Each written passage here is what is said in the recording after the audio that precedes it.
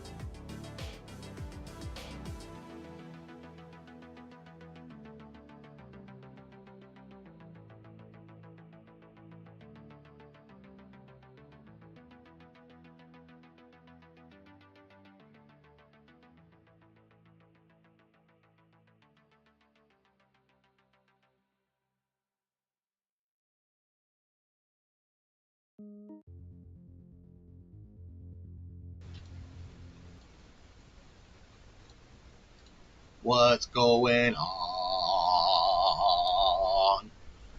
Yeah, I got a big mouth. Anyway, what's happening, everybody? How are we doing? Ugh. Goddamn chair to cooperate. What's up? What's happening? How's it going? Y'all have a good back half of your week? I've had a busy week. I'm tired. So I'm having literally my first energy drink in months. It's pretty fucking good. We got Spicy Dan, we got Brooke, we got Icarus in here already. What's up? Ooh, Brooke threw in the Discord link. Thank you, sir. How we all doing? Did we all hit like on your way in? Because if you didn't, please do so. And that goes for you on the replay, too.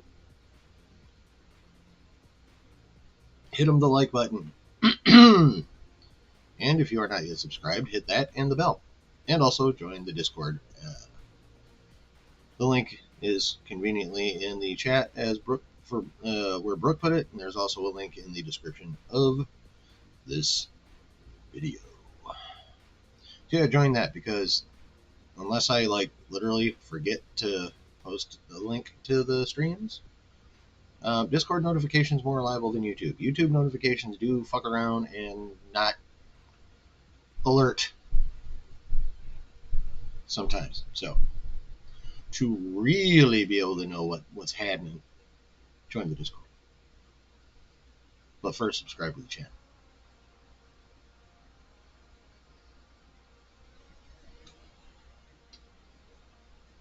So what's going on with everybody? Catching up on The Conjuring. Brooke is doing. Finished Annabelle Creation just now. Nice. Are you watching it in release order or chronological order? Because that's two different things. Damn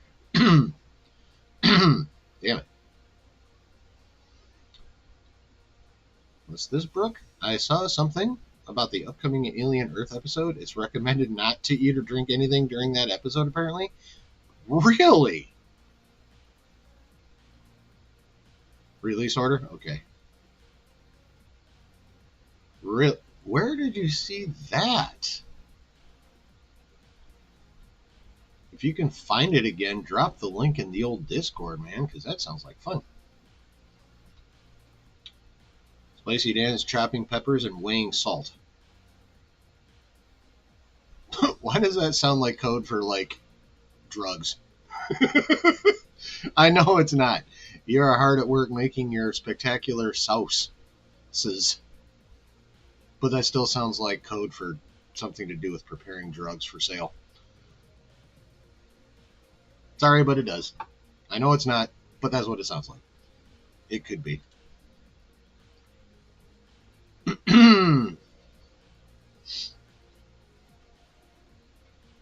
What you doing, man?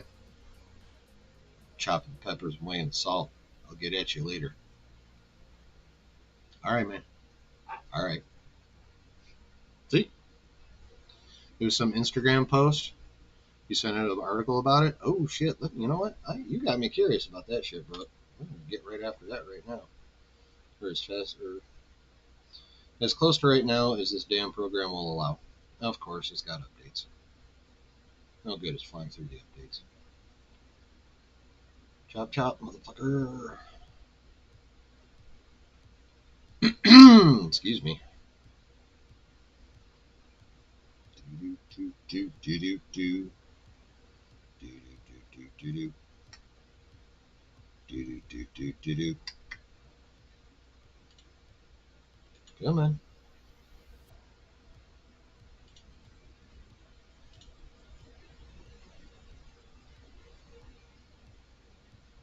Bug parasites. Yeah, that could help. All right, cool. Let's check this out real quick, guys. Totally not on the planned agenda, but fucking fun. Actually, we are going to be talking about the Alien franchise a little bit anyway. This is from Mashable.com. I've heard of. Never really read them, but I've heard of them. Alien Earth fans, a warning. Do not eat or drink during episode 5. Wait, that's the episode we just watched.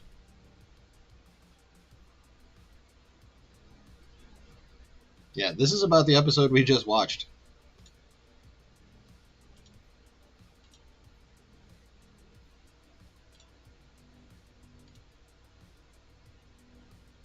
Yeah, that was the episode we just watched. Episode 5.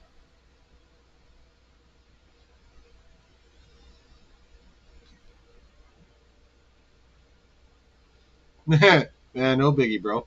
No, oh shit. You can actually still hear me? Does it sound okay? I have like my actual mic on. Does this sound any different? Does this sound better? That is so weird. Oh, you know what? I bet it was my. I feel like the camera mic picked up. I need to fix that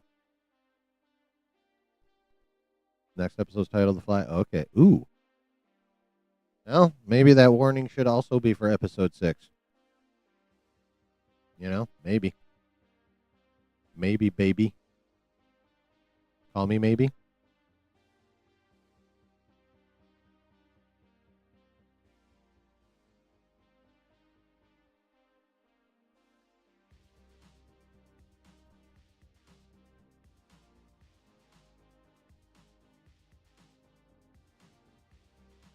I mean, yeah.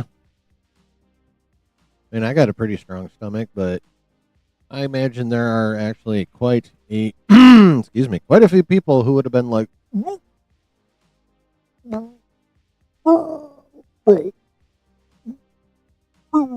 know, that kind of thing. Yeah.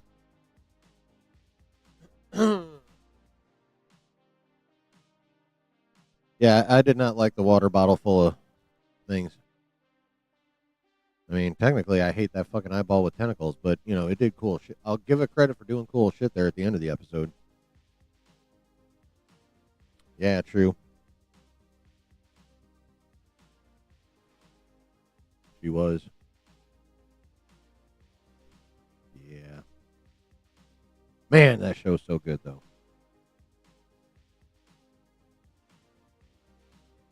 That show is super good. Anything interesting happened to any of you guys this week? Last few days, I should say.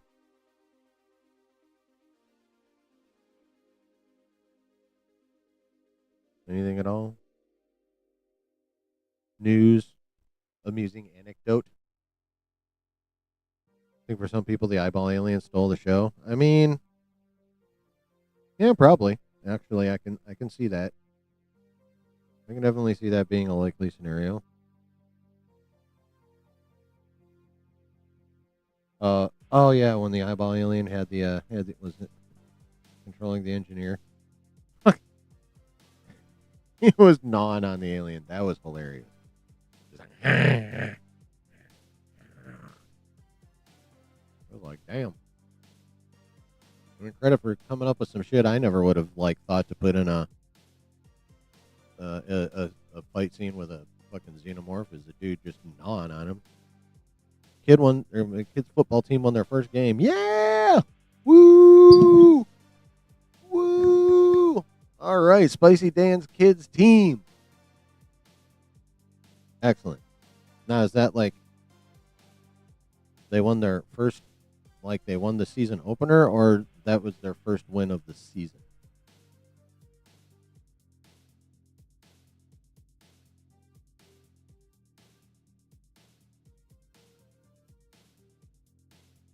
Because what you typed could be either. Season opener. Nice. Starting off 1-0. Booyah. American football, Icarus. I know the rest of the world calls soccer football, and technically, by strict definition of football, soccer is way more football than American football, but American football. Because we just say soccer.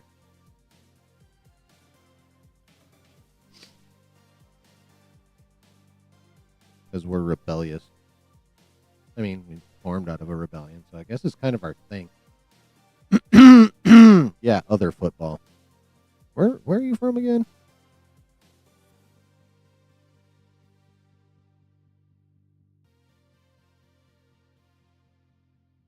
Yeah, for 99% of the world, you're right.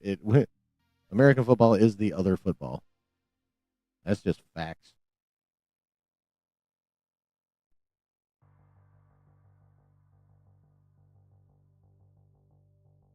Germany. Oh, okay. I'm half of my ancestry is German. I got German on both sides of my family. I have Shinkles, I have Wagers, I'm a Hetchler.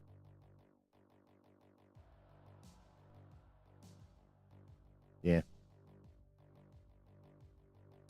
I'm roughly 50% German. I don't know. I keep wanting to do the fucking 23andMe shit and get a much more accurate breakdown. I know I'm roughly 50% German, and I also have English, Scotch Irish, and 4 generations back, a little bit of French Canadian. Don't ask me about that shit, but yeah. But yeah, I'm just Heinz 57 white guy.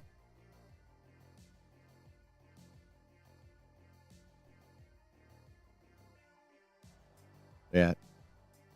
Northwestern European, basically.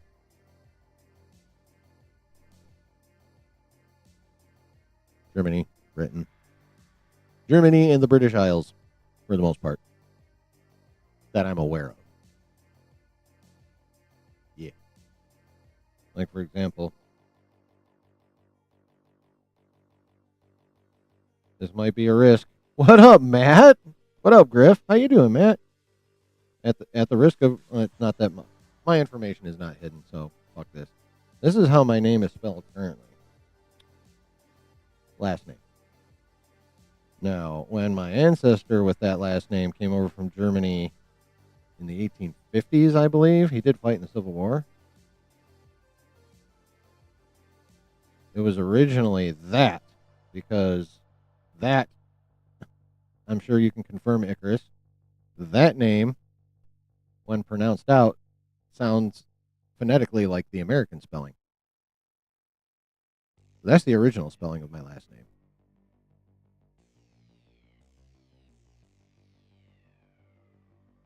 You're Matt. What's going on with you, brother? I get notifications left, right, and center. You're just fucking cranking some shit out, man. Way to go. How many subs you up to? I haven't looked.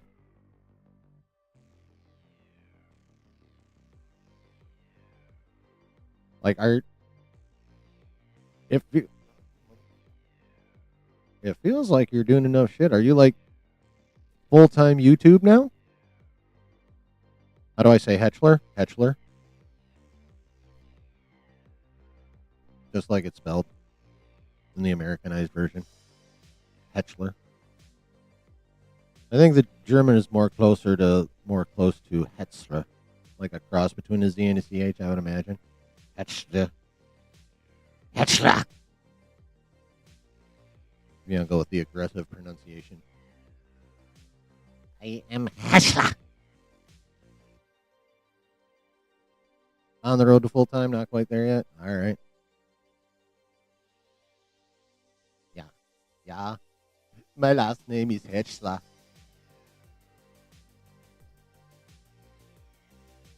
I was going way too fast.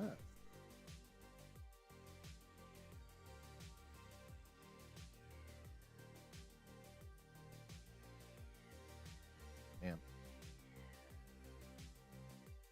Fuck, I tell you what, fucking around with that German accent makes me want to watch both Super Troopers and Beer Fest again. Speaking of which, did you guys hear Broken Lizard is currently filming Super Troopers 3? I don't know if like anyone loves Super Troopers the way I do, but I'm fucking stoked, bro. Give me Super Troopers 3.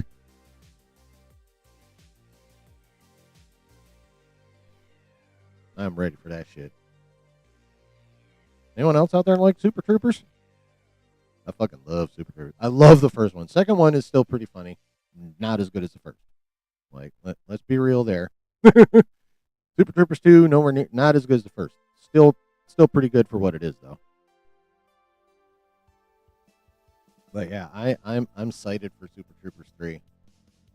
I'm hoping it does the kind of like what the Back to the Future trilogy did. First one amazing, second one decent, but nowhere near as good. Third one better than the second, but you'll never match the first. You watch the first Meowvie all the time. Well played, Spicy Dan. Well played. Chugging syrup was the funniest. Well, that's my that's where I get my my countdown for the watch parties from is the homie to get him going on that syrup chugging. Except he counted upwards, I believe. He went 1, 2, 3, do it. But that's where I get the do it from. Totally ripped it right off of Super Troopers, and that scene exactly.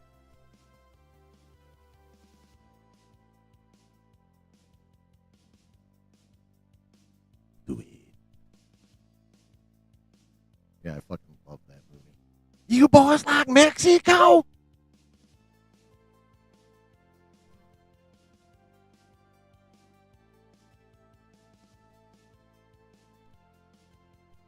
Yeah. Yeah, they're someone retweeted a picture that I think Jay Chandrasekhar posted with him and the redheaded dude in a cop car in uniform and makeup and shit, mustaches and all. Yeah, I'm ready. I'm ready for that shiz.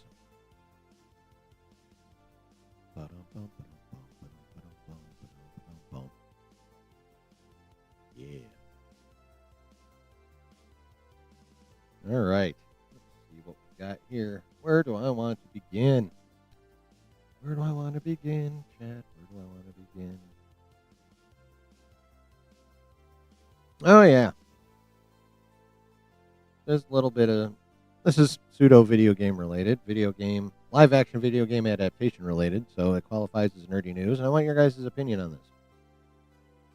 We're starting off with, a little bit of random shit, because, fair warning, this back half of the week has not been anything like crazy at all, news-wise. It's been kind of slow. kind of digging here, which is why I had to come up with what we're going to do after the news bits. God of War? Yeah, I saw something about God of War. Oh, yeah. Actually, there is a little tidbit about God of War, and it's a cool little tidbit. We'll get to that one. Pretty sure I have that one. Let me make sure I have that one. I wish Twitter would let me sort my bookmarks into chronological order. Oh, no, I didn't.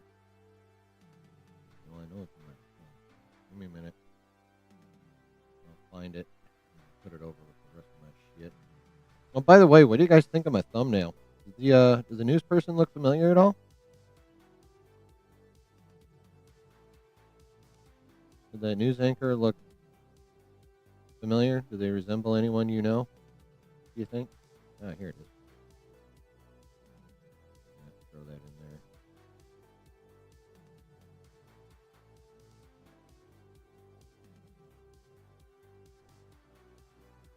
there. Anyone find that face familiar?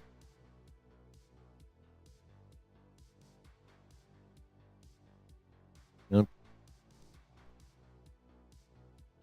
Brooke only played God of War 2018 and Ragnarok, but both are fun games with cool stories and cool lore.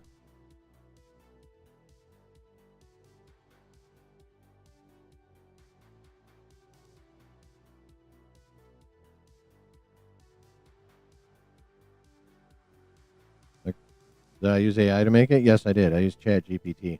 I'm just wondering if any of you find that anchor to resemble anybody. There's a familiar look.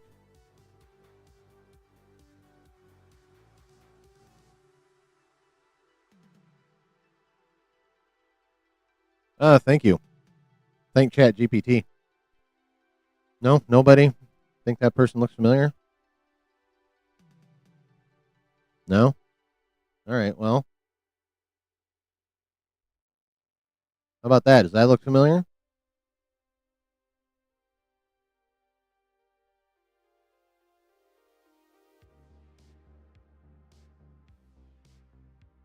It didn't have glasses. No, it didn't, because I did not used to have glasses. When I took this picture, I didn't have glasses. But yeah, so I took that picture right there, and I told ChatGPT to well, the first prompt I gave it was make me the anchor in a newsroom setting or something like that.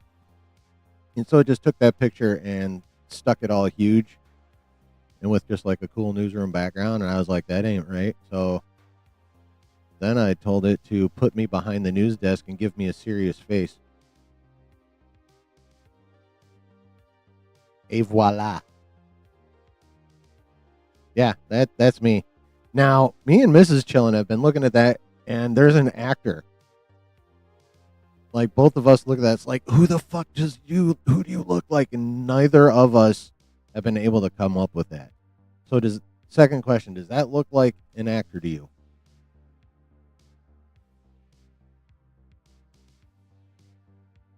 Because Mrs. Chillin and I both are like, oh, that looks like someone famous actor. Who the fuck? And both of us have come close to pulling the name out that we were looking for, but neither of us have been able to. I see how Scuba disguise works now. Oh, well played. I need to show the pic. It's the thumbnail.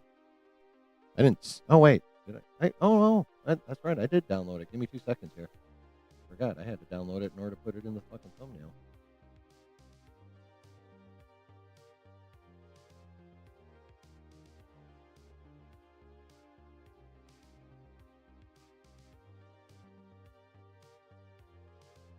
There's a picture as ChatGPT made it before I crammed Adultini into the thumbnail. There it is. Don't worry about the thumbnail. Here it is right here. Who the fuck does that look like? I feel like there's a little Renner there, but that's not who I'm thinking of. I like how it got rid of all the hair on my head, though. Did you guys notice? Because, here, check this out. Because I told it to make me serious. Gone. Look. I told it to give me a serious expression, and it removed my piercings. How about that shit? Yeah, who the fuck God damn it. Who did it make me look like, chat? I mean, you can still see a little remnant of one of my eyebrow rings here, but not the other one. Just kind of the lump where they are. And it got rid of my earrings.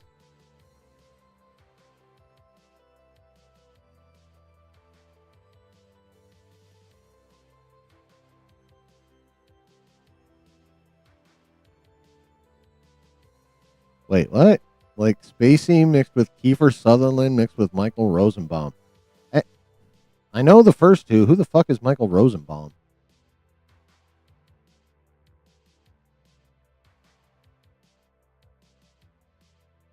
God, that's going to annoy me.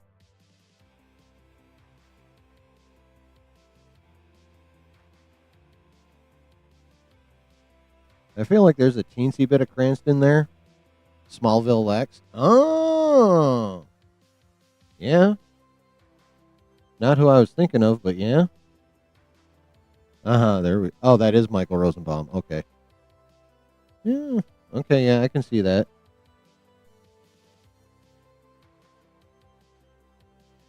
God, that's gonna annoy me because I can almost see the actor's face, but I can't come up with a name. It pissed me the fuck off. But yeah. So having a little fun with Chat GPT, man. It's pretty cool. And it comes that is a pretty clean pick though. I got yeah.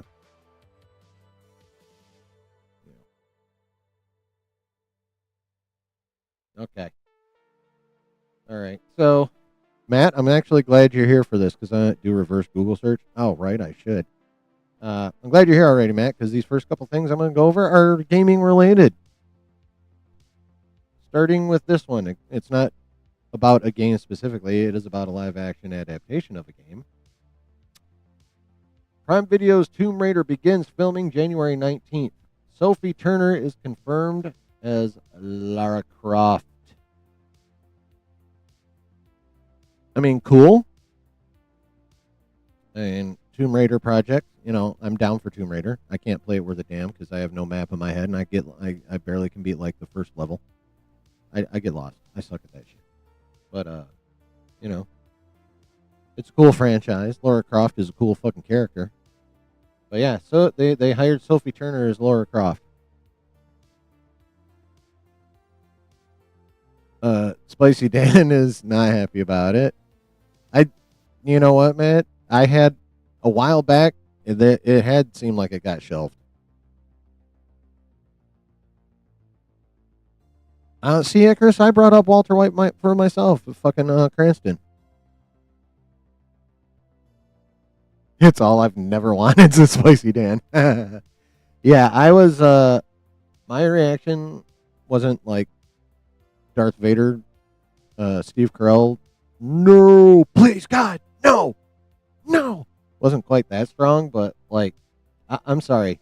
Sophie Turner does not give off any of the badass vibes that you would need for this chick. Like, Lara Croft is a bad bitch. Sophie Turner, in nothing I have ever seen her in, has she given off the vibe of bad bitch at all. So, hopefully, the writer and director of the show can figure out a way to get some badass vibes out of her. But like, she gave off no badass vibes as Jean Grey, or even when she went psycho as the Phoenix, no badass vibes there either. Like, I'll grant you, she has a decent-ish enough look to be Lara Croft, but prefer Karen Gillan over her 100%. Oh, Daphne Keane as Lara Croft? Yeah, that would work, especially if considering this part of the image.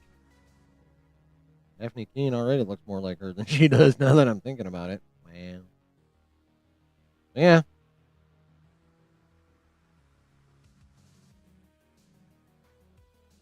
We talked about this? Oh, that's right, on TwitX. That's right. Yeah. But yeah, so I say meh. I just hope the show's good enough. I just hope like the show ends up being good enough to you know, for us not to care so much that Sophie Turner is not give off bad bitch vibes. Or maybe they'll find a way to fake it with like editing and shit. Who knows? But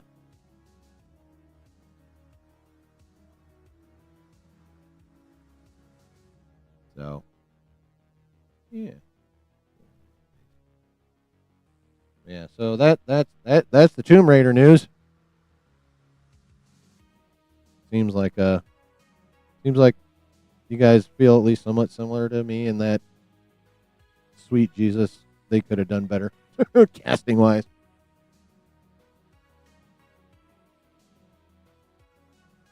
And I don't think Sophie Turner's like a bad actress, but she just does not give off bad bitch vibes. Karen Gillan totally gives off bad bitch vibes. Daphne Keene totally gives off bad bitch vibes. Sophie Turner, no. Oh yeah, no. Angelina Jolie made at least 2 of them.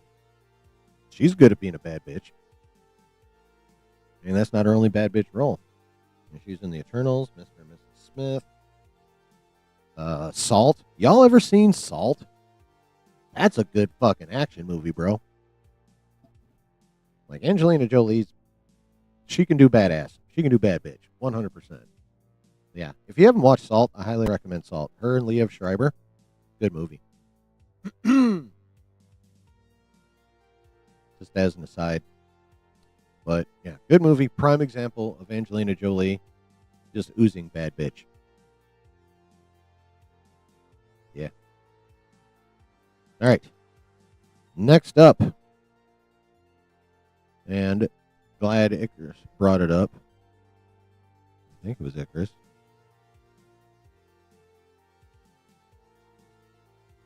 Yeah, Icarus brought up God of War and made me remember that I saw this little doodad.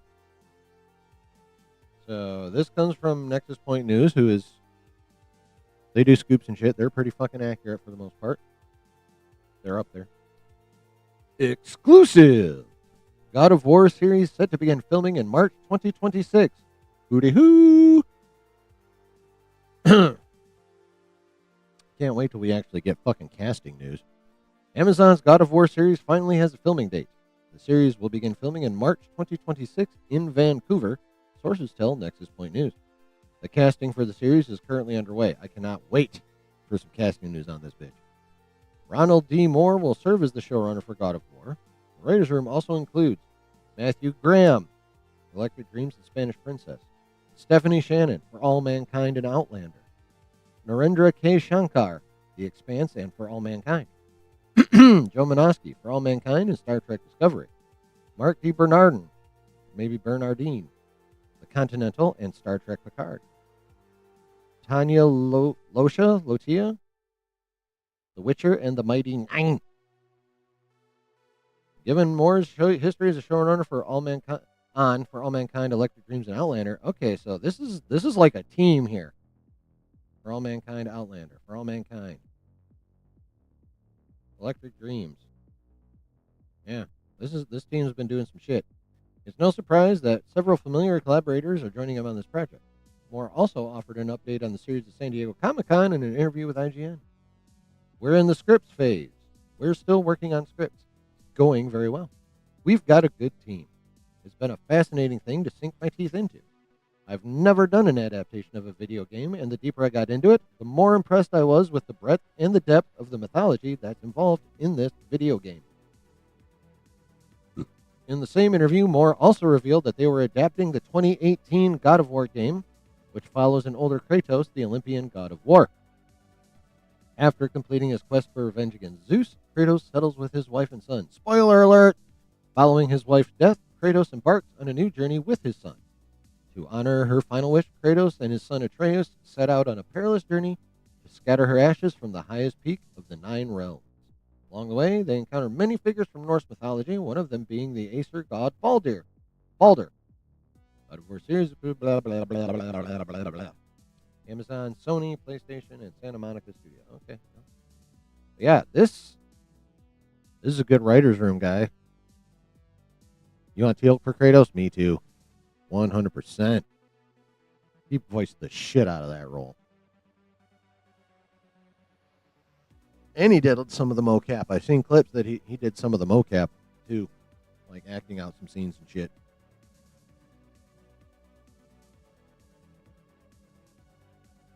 Yeah, I mean, For All Mankind, heard lots of good things about. The Expanse.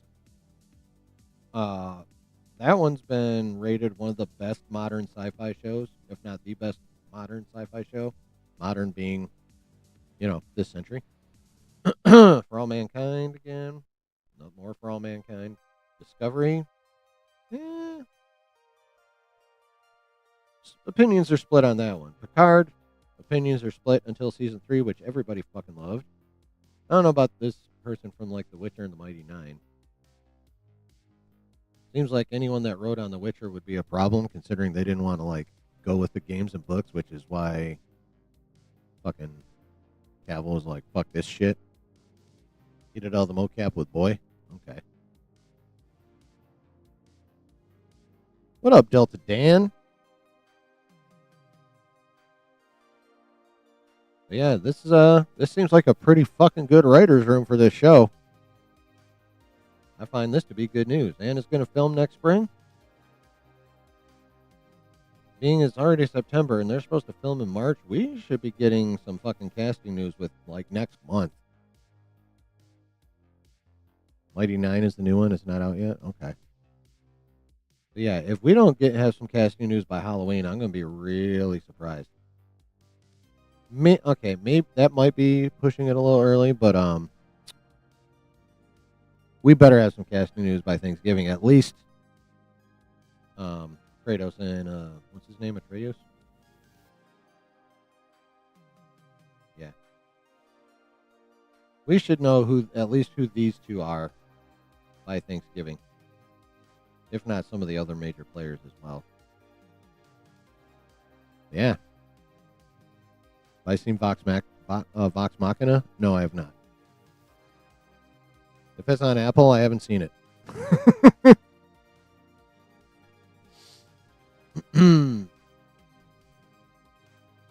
Just like before anyone asks me if what I've seen, if it's on Apple TV Plus, I have not seen it. But yeah, so that's actually pretty cool. I mean, I was already going to give this show a chance because I've heard so many good things about the game. I'm like, all right. Now this fucking writer's room? Bruh.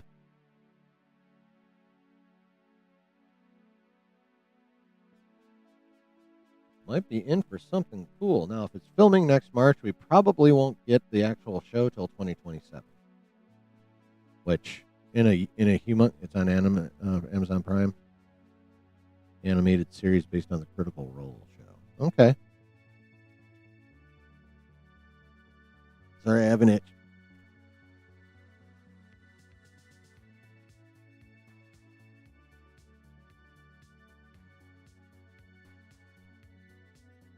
Yeah, I think that sounds pretty cool.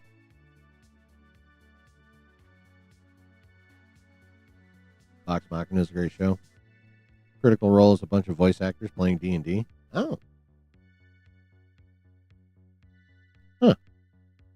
I love D&D. That could be very interesting, actually. All right, so this one isn't nerdy, but plenty of us have young kids in our lives for some reason or another, whether they're from our own loins or like, grandkids or whatever. But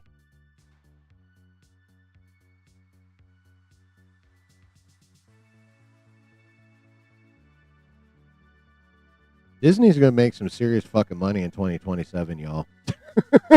Like, holy shit. The Bluey movie, August 6th, 2027.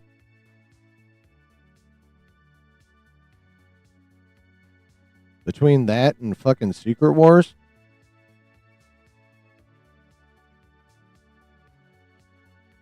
We might be looking at like 3.54 billion between the two of those. Probably closer to like 2.5, 3, but still. Maybe 3.5 between the two of them, but yeah, like Disney is gonna be fucking raking it in the last half of 2027 between this and Secret Wars. Holy shit!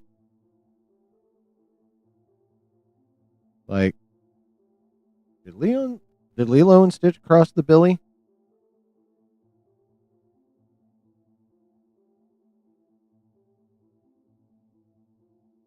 Yeah, Lilo and Stitch cracked a Billy.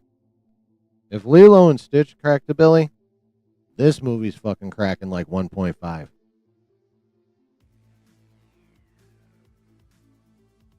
Oh yeah, I've seen some Bluey with the grandson and stuff. It's a cute little show. It's also like the most watched thing on Disney Plus, I believe. If not the most, it's top 2 or 3 at the most. But I'm pretty sure that gets the most viewing time.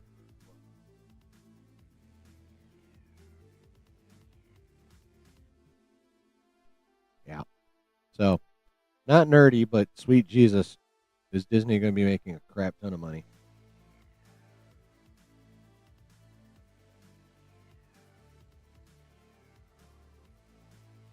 Oh shit! That's right. This one. This is also video game related, chat. This one, when I saw this,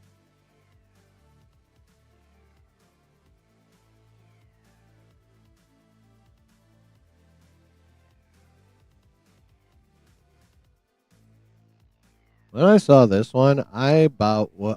was flabbergasted when I saw this bit of news.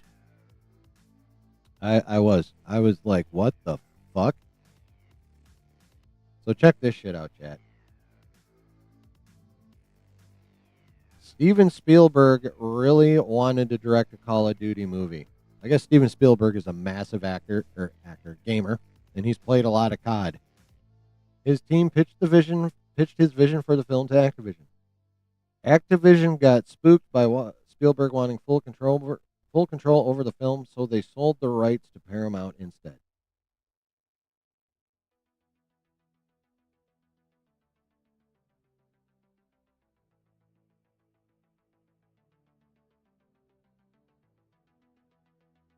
What? Steven Spielberg wanted to make a Call of Duty movie. No shit, Icarus. That's kind of cool. That's actually pretty cool. Spiel is game in German. Nice. But yeah, Steven Spielberg wanted to make a Call of Duty movie. And Activision said, nah. You want too much control. So no Steven Spielberg, the man who made Saving Private Ryan, one of the most critically acclaimed and well-made war movies in fucking Hollywood history.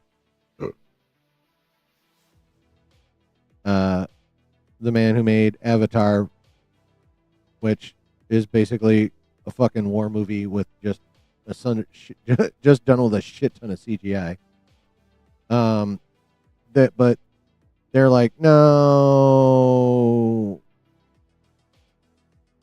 you want too much control. Steven fucking Spielberg, legendary director for decades. Please, no, fuck off, says Activision.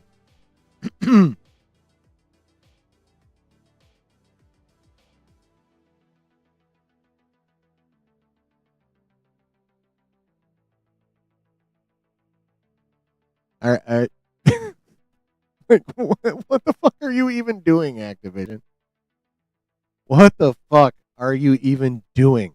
Say, if Spielberg if I own an IP, like a video game IP, right?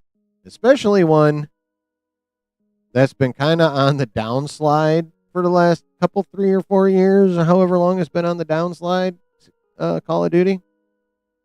If Steven Spielberg comes to me and wants to make a movie based on my slowly sinking video game,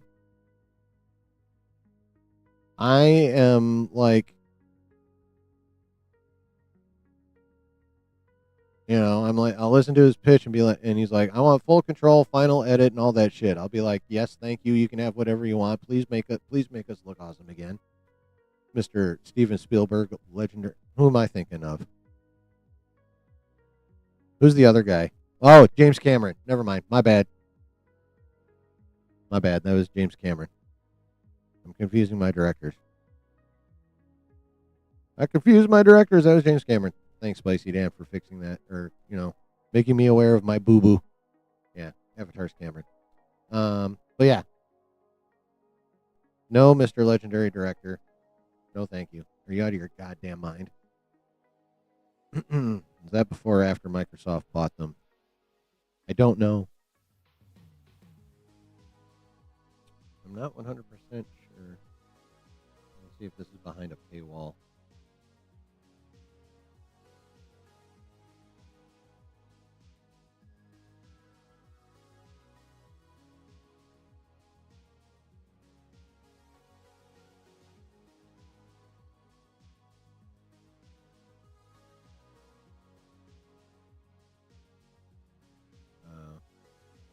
No, I'm not a Puck member. Alright, so fuck that. But yeah, fucking. Oh yeah, that was E.T. No, definitely not the. Yeah, no, not the same thing. Not the same thing at all. But no, I was trying to think of like war movies other than Private Ryan, or at least violent ones. Oh yeah, Schindler's List. That was Spielberg. I'm pretty sure. You know what? Fuck this. I'm gonna stop guessing and making myself look stupid.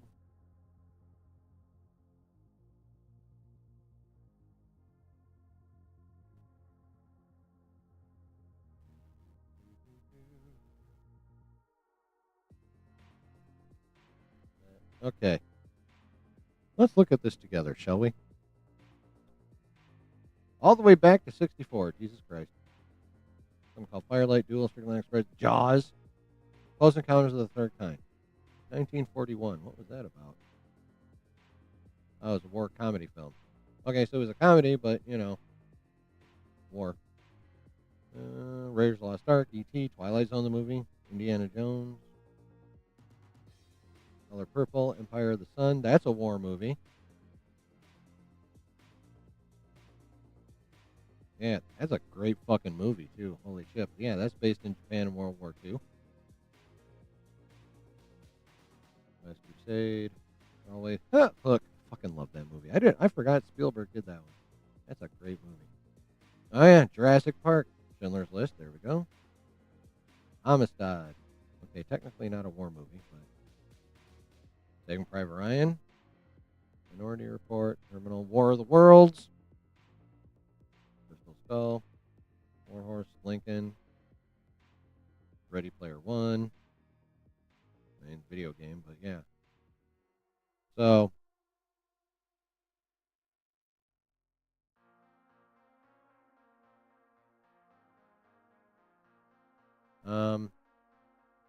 Yeah. Activision is goddamn stupid. And I think that. Oh my god. Oh, Icarus, you just had to go and Germanize Henry Cavill's name, didn't you?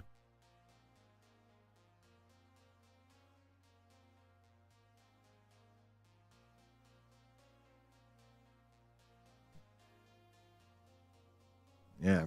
So, chat, how stupid is Activision for that move?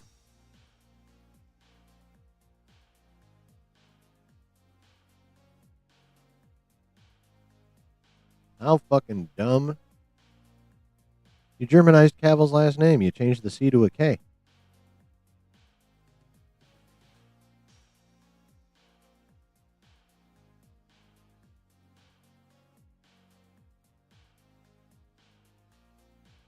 World at War.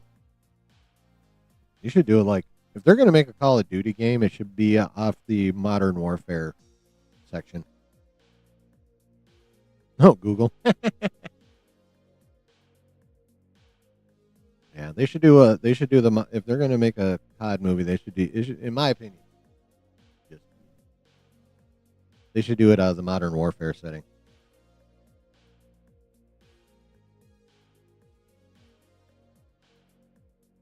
That's just my opinion. What do you guys? Which setting out of all the Call of Duties do you guys think they should make a movie based off of?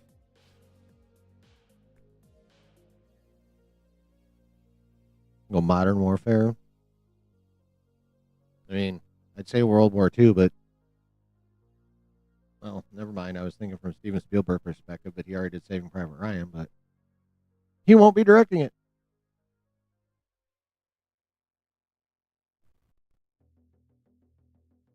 Oh no, I didn't. I wasn't saying Cavill had any German in him. I was just giving Icarus crap about the spelling. That's all. Black Ops setting. Oh yeah, that'd be good too. Yeah.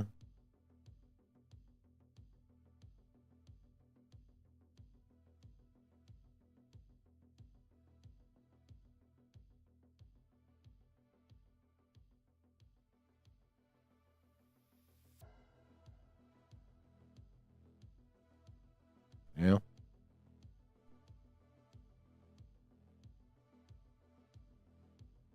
Yeah, I think Activision is. They're morons. The end.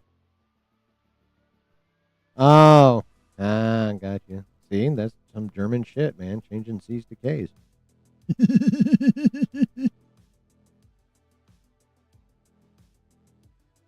That's why his name looked wrong.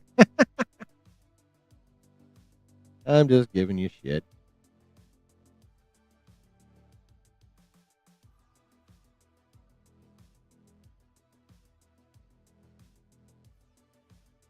So, speaking of Cavill, y'all know he's making a Highlander movie, right? Anyone in here like Highlander? I like Highlander. To be fair, in Greek there is no C. That is 100% true. They only have Kappa. Yep. Yep. It's just Kappa. Exactly. So yeah. So do you? So yeah. So Highlander. Cavill is making a Highlander movie, and it's not just a Highlander movie. He's rebooting the first one with Christopher Lambert and Clancy Brown. But they've added a new cast member. Jimon Hunsu is joining the cast of the Highlander movie reboot, alongside Henry Cavill, who will be playing, of course, Connor McLeod, Karen Gillan, aka Nebula. She will be playing his first wife from when he first became an immortal. She'll be playing Heather. Bautista is going to be the Kurgan. And, of course, for whatever reason, they are sticking with a non-Spanish looking sounding white dude to play Ramirez. Russell Crowe is playing Ramirez. I don't know why they couldn't have hired a fucking Spaniard. Like, you could have got fucking, what's his goddamn name? Antonio Banderas. Like, obviously, age doesn't matter, or he'd be more appropriately aged anyway. If you're going to go Russell Crowe, you could have gone Banderas and had an actual fucking Spaniard playing Juan yada yada yada yada Villalobos. I don't remember his only. I don't remember his. There's only one movie and a great TV show. Yeah. Well, the only movie I pretend never happened was Highlander 2 when they made him an alien, because that was just stupid as shit.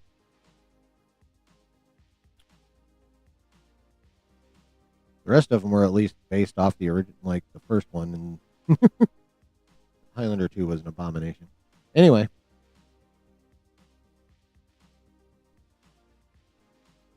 But yeah, so Jimon Hunsu is joining these guys. I have no idea who the fuck he'd be playing. When I first saw this, I was thinking. I remember one black guy in that movie that had any kind of role whatsoever. And they could be hiring him for Like, they could make him one of the cops for all I know. But in the original Christopher Lambert one, there was another immortal who is from Africa because he was, wearing sort of African clothes and shit. He and Lambert have knew each other for a long time. They had a quick little convo. Had that one flashback about Lambert being drunk as shit and like getting his ass stabbed so many damn times in a duel with this one dude. But yeah, like that the African guy did not have much of a role at all. Few lines, and then he got killed in an alley by the Kurgan. That was it. I don't know if that's who Mr. Hunsu here is playing, or excuse me, if he's going to be, like I said, one of the cops or whatever. But I like Jimon Hunsu, just as an actor. I like him. I like what he does on screen. So, can't believe they cast another white dude to be fucking Ramirez. Like, what the fuck? But yeah, so I think that's kind of cool. I like Hunsu. Oh yeah, and let us not forget, Chad Stahelski is directing that motherfucking movie. Y'all know who Stahelski is. If you don't, let me summarize it real quick. John Wick. Yeah. The director of John Wick is going to be directing Highlander. The fucking sword fights in this movie are about to be insane. Fucking Stahelski directing sword fights. My God.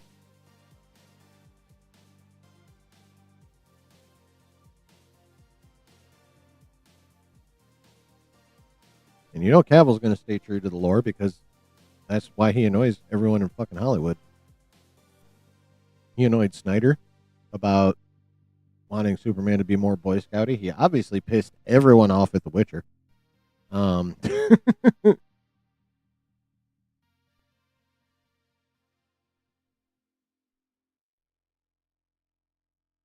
yeah.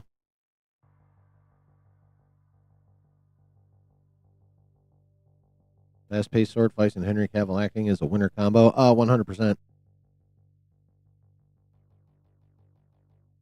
100%. Bautista's going to make a pretty decent Kurgan, I think. Cause I was like, when I first heard about this movie, I'm like, okay, yeah, Cavill's Connor McLeod. That works really nicely. Who the fuck is going to be the Kurgan, though? Like, I'm sorry, Clancy Brown's Kurgan. Bautista's going to have to kind of put his own spin on it. Executive Judge, what's up?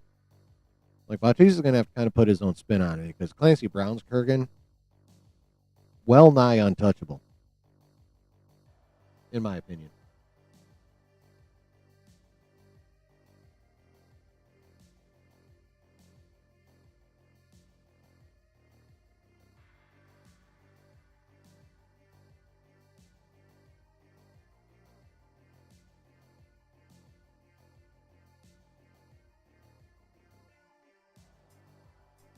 What do you guys think, chat? What do you miss? Sophie Turner.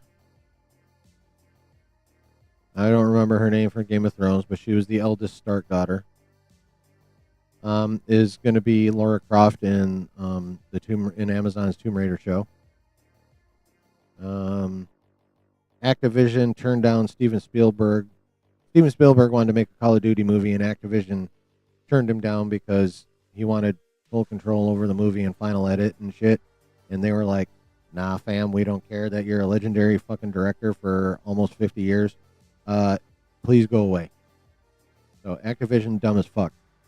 What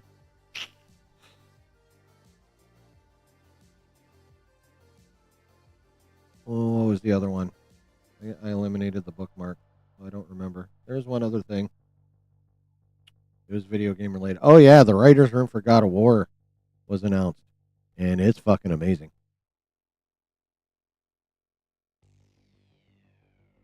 The God of War. I think it's a show, right? Not a movie, show.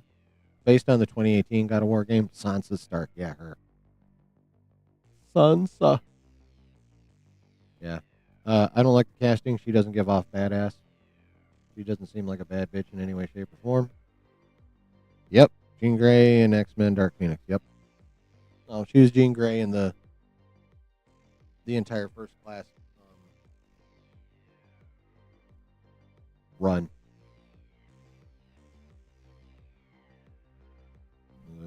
What was that? First Class, Days of Future Past, Age of Apocalypse, and Dark Phoenix.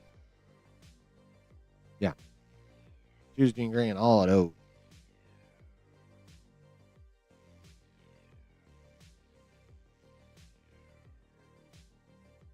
And at no point in any of those 4 movies did she give off bad bitch vibes. Definitely did not give off bad bitch vibes in Game of Thrones. Not sure what else she's been in. I know she's been in a couple other things, but nothing I've seen her in makes me think. I've never looked at her and thought Laura Croft. I'll just put it that way. Well, I'm not saying she's a bad actress. I'm just saying she's not a bad bitch. That's all I'm saying. That's all I'm saying. We'll go with this. All right. We are leaving the realm of video games. Actually, we already did because we were talking about fucking Cavill Highlander. Now we are moving on to the Alien franchise. Little bit of news from the Alien franchise. Fede Alvarez says he will not direct the sequel for Alien Romulus. We love the story, and now we just want to find a director that really wants to go for the jugular. Now, the whole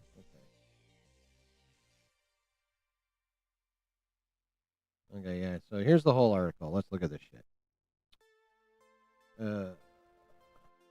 Exclusive. Fede Alvarez not directing Alien Romulus sequel. What the fuck? Get out of my face. All right. While talking to 2Fab on the red carpet at Universal Studios Halloween Horror Nights in Hollywood on Thursday night, the director confirmed he won't be behind the camera for the next film after directing the 2024 hit. We just finished the script, actually, for a sequel to Romulus, but I'm going to pass the torch on this one as director, he revealed. I'm going to produce it with Ridley Scott. We're going to produce it together, and we're right now trying to find a new filmmaker to come in. I think that's usually what has happened, except for Ridley. Yeah, right? Filmmakers come, you make one, and you pass the baton to the next one. But we wrote the story because we really love what we started with Romulus, and we want to continue the story. We love the story, and now we just want to find a director that really wants to go for the jugular. While Alvarez was mum on details, president of production at 20th Century Studios, Steve Asbell, previously said he believed fans will want to see what happened to survivors Rain and Andy, who were played by Kaylee Spaney and David Johnson, respectively. We know there's going to be aliens. We know there's going to be great horror set pieces. But I fell in love with both of them, and I want to see what their story is, he told THR last October, The Hollywood Reporter. The Alien franchise recently moved over to TV with FX's Alien Earth, which Alvarez said he hasn't yet watched, while adding he's heard good things so far. Well, first of all, Fede, watch the fucking show because it's awesome. As for his plans now that he's passing the torch on the sci-fi franchise, I want to work on a personal project that me and my co-writer we've been keeping on the back burner for a while, and we feel it's the right time to go and work on an original, he told 2Fab before adding, but I can't tell you anything about it. Yada, yada, yada, yada. Who the fuck cares about the rest of it? Okay. So, Fede Alvarez is going to produce the movie with Ridley Scott, has gotten the script done, but will not be directing it. There is one more little tidbit to this story that was not in the article.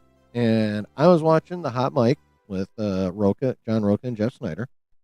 They did their show last night. I didn't watch it. I listened to it while I was outdoor dashing today. And they talked about this story. And Snyder popped in. And he said that Fede talking about, you do the one and then you pass the torch on was complete bullshit. He thinks Fede got pushed off the project.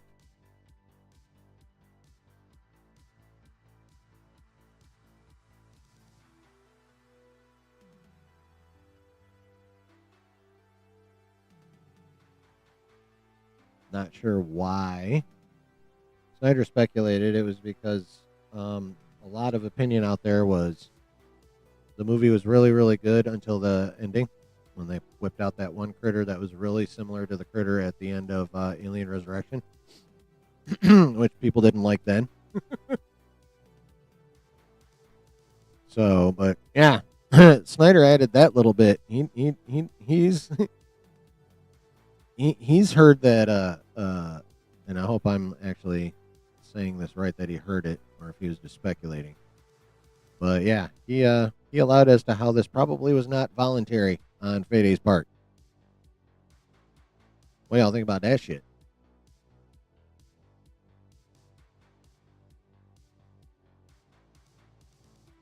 As for who they might pass the baton to, I got no fucking clue.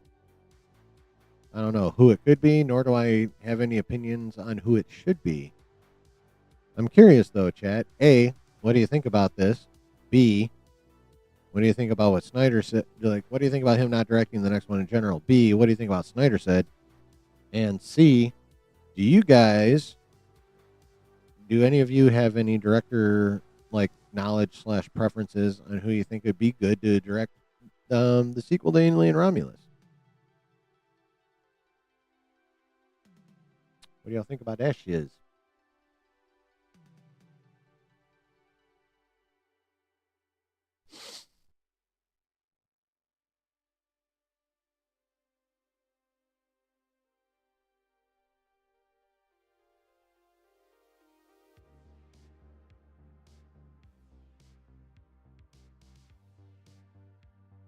Any thoughts?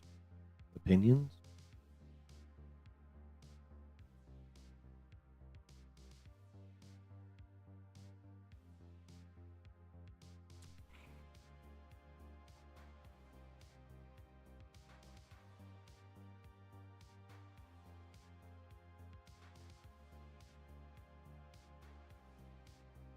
I'm kind of bummed.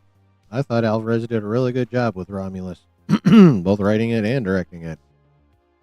I thought it was pretty cool. I enjoyed it a lot. The critter at the end didn't bother me. Didn't bother me in Alien Resurrection. Didn't bother me at the end of Romulus. Noah Hawley, yeah. I mean, he's doing a damn fine job with Alien Earth, that's for sure. It wouldn't bother me in the slightest. Ah, you finally caught up on it and loving it? Hell yeah, dude. Isn't that show so good? The show's so good. And I didn't, you know how sometimes when series do an episode like they just did, where like it's a flashback and they give us detail and shit? I loved this one. Like, making it that it was a pre-planned sabotage. That was dope. A little weird at points, but still, yeah. Well, yeah. I mean, a lot of the weirdness, comes from Boy Cavalier. Honestly, that dude is fucking weird. That was redundant. I don't care.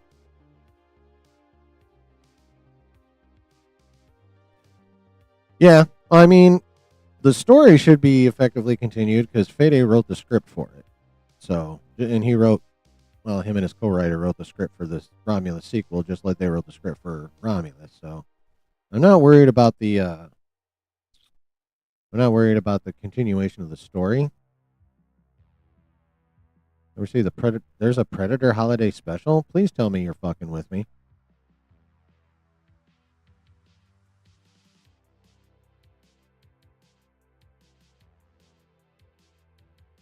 Big sucker for flashback episodes. The one from Agatha All Along is one of my faves. Executive Judge. That was a pretty good one, actually. Agatha All Along was a really good show. That one surprised me. As to how good it actually was. I was just kind of hoping for decent, and it ended up being pretty fucking good. Not like amazing, didn't blow me out of the water, but it was a good show. Did Breaking Bad ever have a flashback episode? I have absolutely no idea.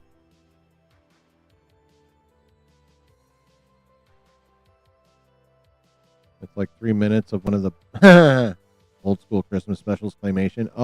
Oh shit! Was it on fucking Robot Chicken or one of those Adult Swim shows?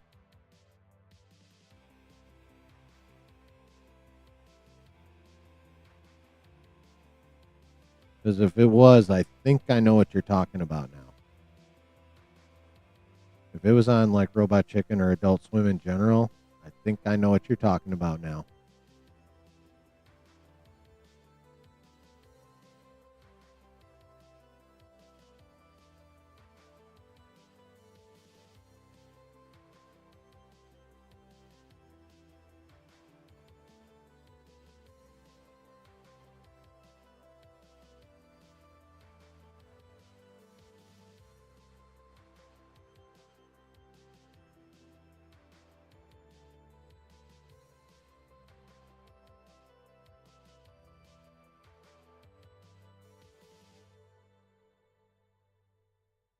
Oh yeah, the Patty LuPone episode was really, really good. Hey, she's a hell of an actress. She's been doing it a while. It's in that Robot Chicken style, but not sure if it aired on that show. It's a bonus feature on the Predator Blu-ray. Huh. Maybe not what I'm thinking of then, but I know I did not see it as a bonus feature on the Predator Blu-ray because I don't have the Predator Blu-ray. I need it though. But, I don't know. I could. It's out there somewhere. I could probably find it. Excuse me. All right.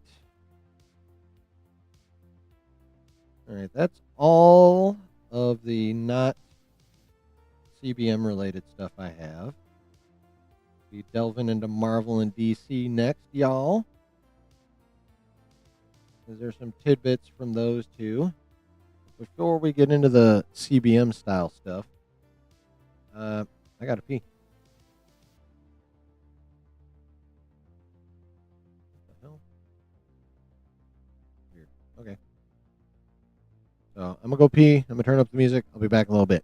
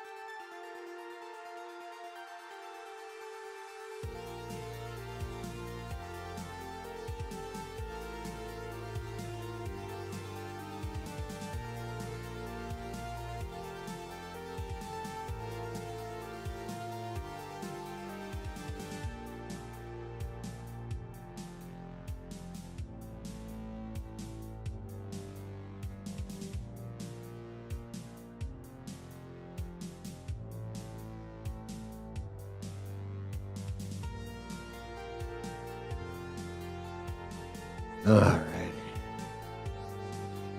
Alrighty then.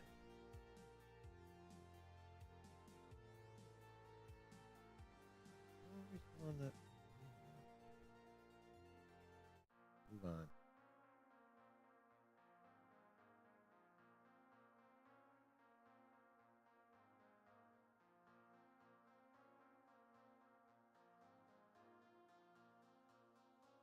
There we go. Dumbass thing. Anyway. All right. Marvel DC news. A couple little bits of here and there. This one is interesting just because it's about a CEO who may have a clue. Check this shit out, y'all. Sony Pictures CEO Ravi Ahuja says you can't make a bad movie after the Spider-Man spin-offs flopped at the box office. There was a period of time where anything superhero was almost guaranteed to do well. Now, they have to have a degree of originality. I did not bother to go find the full article because I don't care. This is enough.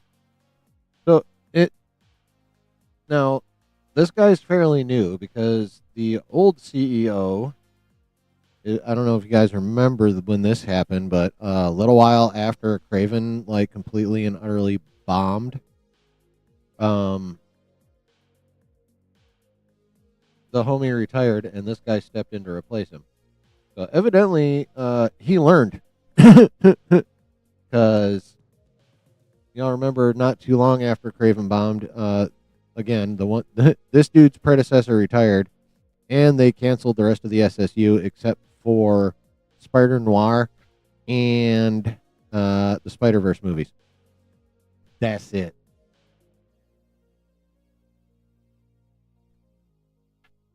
Need to make good movies to get money? That's not 100% true. See Minecraft.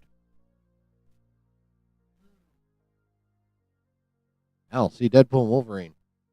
Like if you look at Deadpool and Wolverine from like, you know, like a technical perspective and like what makes a good story and, you know, good plot and all that shit, that movie's fun as fuck and it's super fucking entertaining and I love it. But like from a strictly cinematic perspective, it's kind of slop.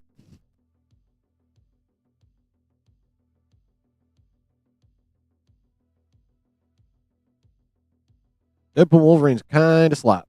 Minecraft's kind of slop. But they're both super duper fucking fun. And had super duper pop. Well, in Minecraft's case, they had like 2 generations of people that played the shit out of it. They're like, let's go. And, you know, Deadpool Wolverine, well, first of all, it had Hugh Jackman, and who the fuck doesn't love Hugh Jackman Wolverine? You know, at the time, Ryan Reynolds didn't have the stink of Blake Lively and Baldoni's fight all over it. Fun movies are good movies. From that perspective, yes. But yeah, so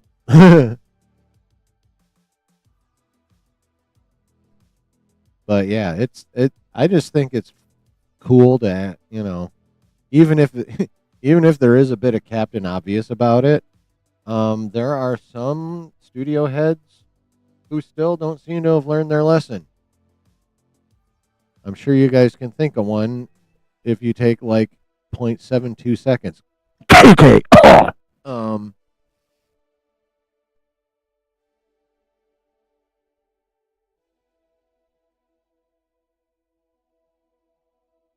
You know, so it's nice to see a CEO with a clue. That's pretty much all I have with that one. Exactly. Thunderbolts was a good movie and critically acclaimed, but didn't make too much at the box office. Exactly. Because let's face it, it's kind of hard to have a movie about depression and it also be fun. I mean, don't get me wrong. I love the fact that it took mental health on like the way it did. I like truly enjoyed that about it, even though it triggered a bunch of my own shit and made me want to cry. Yeah, no, I really enjoyed that aspect of it. I mean, I could have used a different type of ending than, you know, beating the bad guy with love for the second movie in a row, for Friendship. But outside of that, yeah, fucking really, really, really good movie.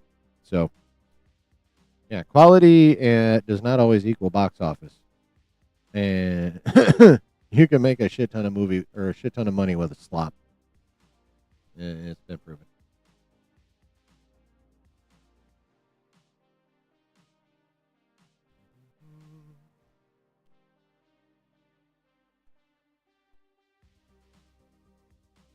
Okay. All right. Which one do I want to go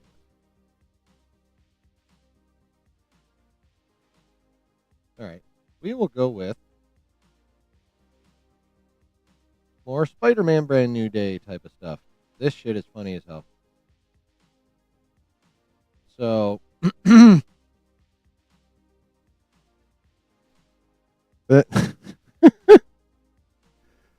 fucking Marvel actors, guys. You'll see what I mean in a second, but fucking Marvel actors. Okay, get this shit. Via ET Now. Arcane won at the Emmys. Nice. So, via ET Now. Mark Ruffalo says he has not yet read a script for Spider-Man Brand New Day. I'm still waiting to hear. If it does happen, stepping back into the Hulk, would be incredible. What? Dude, you're already confirmed to be in the movie. Like, what are we talking about here? Like, what is this? You're in the movie. Now, is he implying that he's only going to be banned? Well, number one, he hasn't read the script yet. Is bullshit. Still waiting to hear his bullshit. You've been confirmed in the movie for like a fucking month now, almost. Now, this little sentence here, is he trying to give the impression that he's just going to be Bruce Banner in the movie, even though like all of us literally know better? Like, is that what he's fucking trying? Like, what is even that? But here's what's really fucking hilarious. Same day. That article was posted yesterday, and then later in the day yesterday, this one. And this was from The Hollywood Reporter. Mark Ruffalo says he's excited to play the Hulk alongside Jon Bernthal as the Punisher in Spider-Man Brand New Day. He plays that character like nobody else. I'm really excited to meet him. I've never met him. Okay, now, this sentence, I don't really fucking care about if he's met him or hasn't met him. But yeah, after being like, yeah, I don't know, I haven't read the script and whatnot. Now it's, I'm excited to play the Hulk alongside Bernthal because I love Bernthal. I love Bernthal's Punisher. Dude, what the fuck? Fucking Ruffalo, man. Was it Infinity War Endgame? Like he dropped some kind of massive spoiler on in an interview. Like, Marvel should just keep him the fuck away from like reporters. Period. Because if he's not spoiling shit, he's fucking contradicting himself. My God, Mark Ruffalo, stop, bro. I love you. Matter of fact, that new show of his on I don't remember, Max or FX or something. Task actually looks really fucking good. But yeah, it's like, dude, dude, stop it. Stop talking to reporters. Stop answering questions. Just like Marvel PR department, get with his publicist and manager and just make it stop. Because if he's not making Marvel look ridiculous, he's making himself look ridiculous. Like, just no more. Bad Mark Ruffalo. Bad Mark.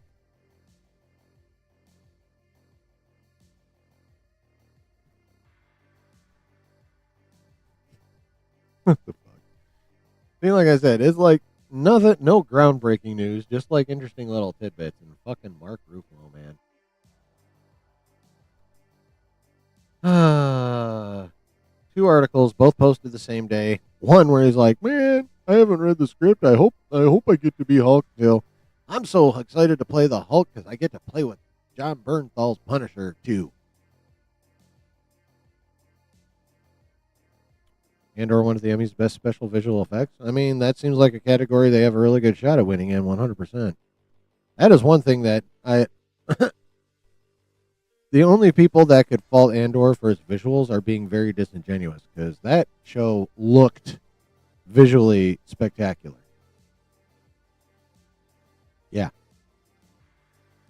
I mean, say what you want about themes and all that other shit, but visually, that show was amazing. Period.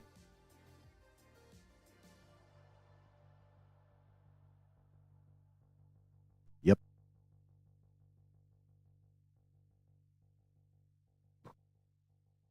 Yep.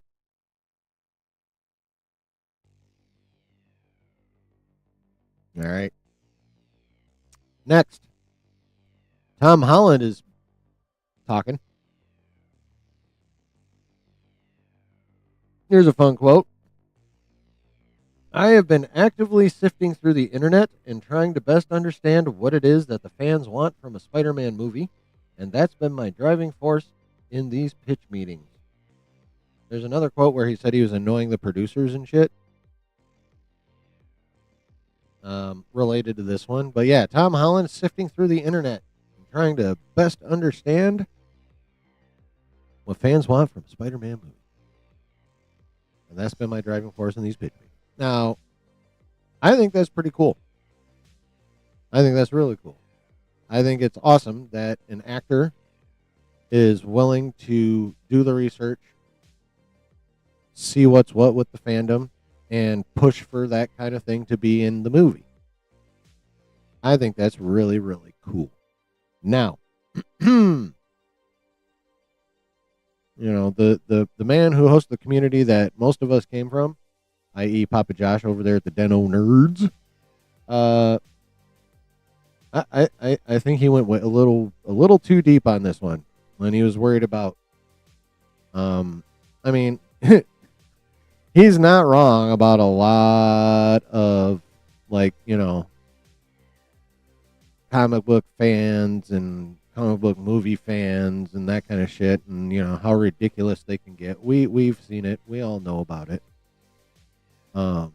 But I think worrying about Tom Holland sifting through all that shit, Twitter, Reddit, whatever else. I think worrying about Tom sifting through that shit and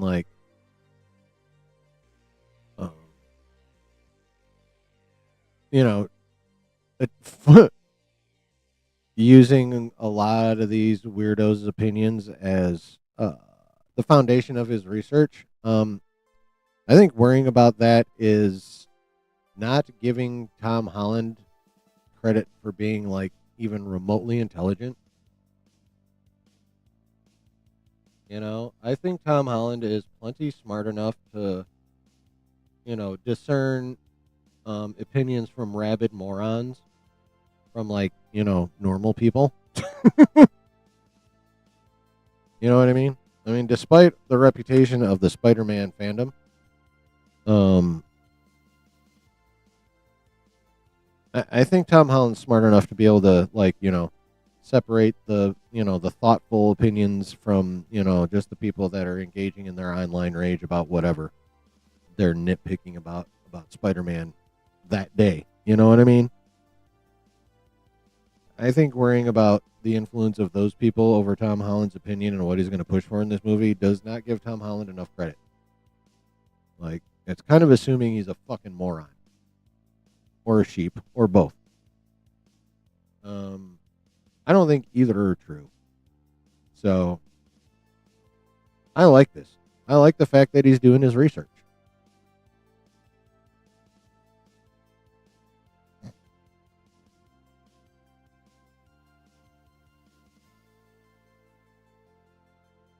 I think it's cool. I like that he's doing the research, and I like that he's, pushing for ideas based on that research in meetings and shit, and annoying producers. I like it. What do you guys think?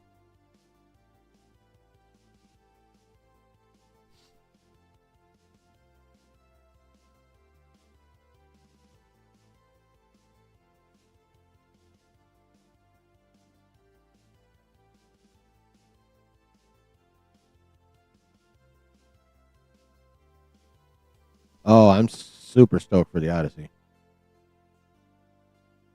Hope Tom doesn't give me any spoilers. I mean, yeah. I imagine at this point there's always some kind of PR person, like literally, you know, just off camera or whatever, or if there's no cameras practically next to him to smack him upside the head if it even looks like he's about to say something stupid.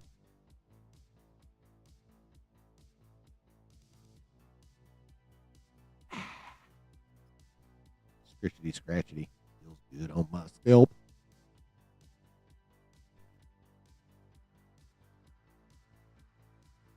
Yeah, that's not something I'm overly worried about. Is the effect of the effect psychotic fans will have on Tom Holland and what he pushes for in this movie.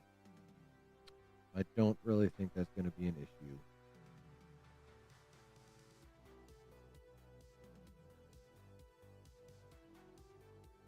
That's just me, though.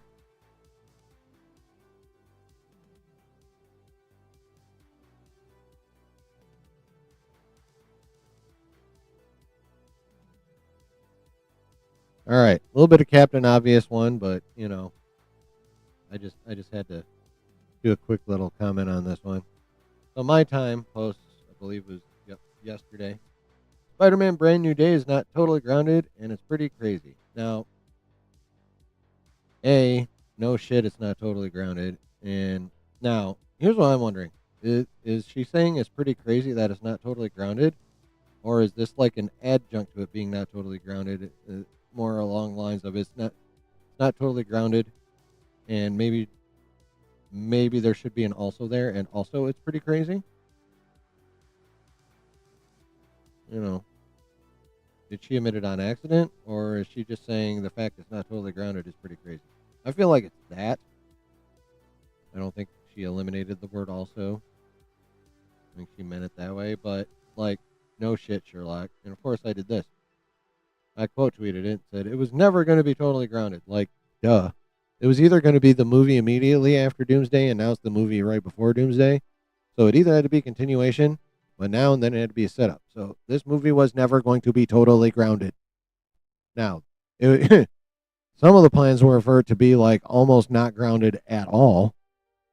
It is now grounded quite a bit, but it was never, ever, ever, no matter when Doomsday was going to release, before or after, this movie was never going to be totally grounded. I've been saying this for a long fucking time. It was never going to be totally grounded. Never. Ever. And of course, I had to throw this on there. Anyone who thought so was deluding themselves. Sorry, not sorry. But yeah, like, real talk. Brand New Day was never going to be totally grounded. Ever.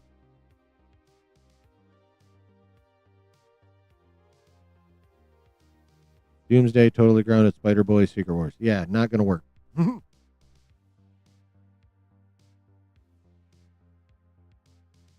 Wanted to see more Doom in First Steps? Oh, yeah, definitely. Yeah, it's like, no shit, Shine.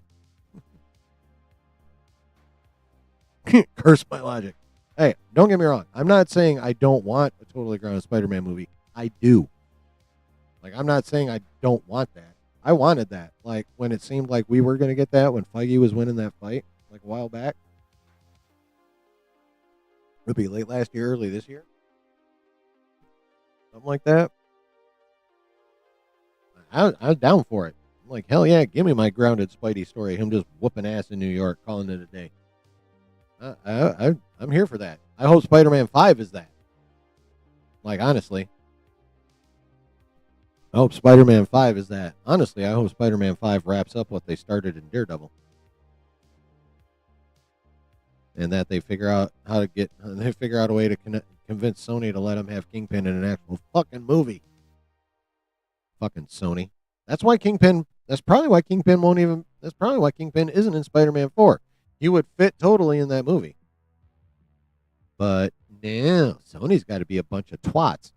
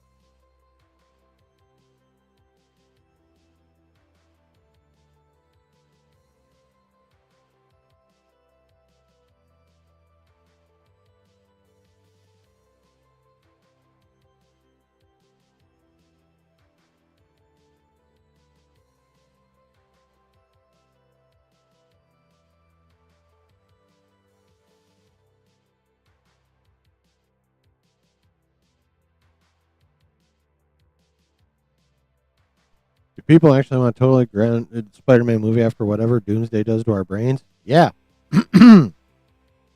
Yes. Yeah, because it won't be till after Secret Wars. So it won't be till after whatever level of reset / reboot happens. Like, yeah, Spider-Man 5 won't be till after that. So, yeah, I'm pretty sure people are going to be quite ready for a grounded Spider-Man movie after the conclusion of the multiverse saga. I mean, just look at how many people want that right now. Like, there's a lot of people that are pissed off that this is not 100% grounded. There's a lot of people that wanted that for this movie, and since they're not getting it, and by the time the multiverse saga is over, they're definitely going to be ready for a totally grounded Spider-Man movie. I think 100%.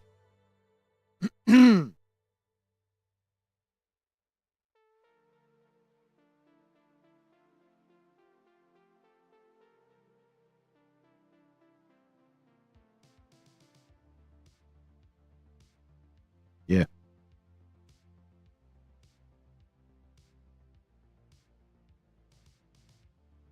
Yep. That's what I think. That is my take on the subject.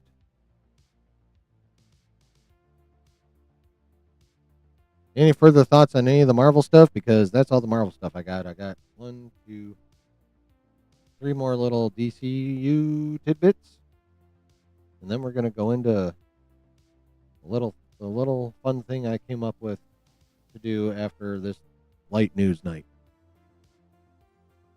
Excuse me. How about it, Chad? Anything on the Marvel stuff, or shall we move on to DC? Oh, just real quick. Oh, I fucking forgot. Mrs. Chillin went to Target with her mom today, and Mrs. Chillin fucking loves Halloween, so she got some Halloween shit, including these towels, skeletons. But here's the one I like the best. Guess why?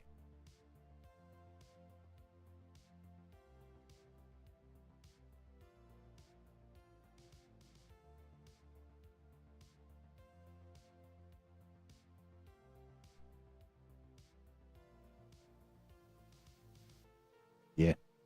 I meant to bring that up in the beginning when we were talking about our random shit that we always do at the beginning of the stream. But I didn't because I'm me.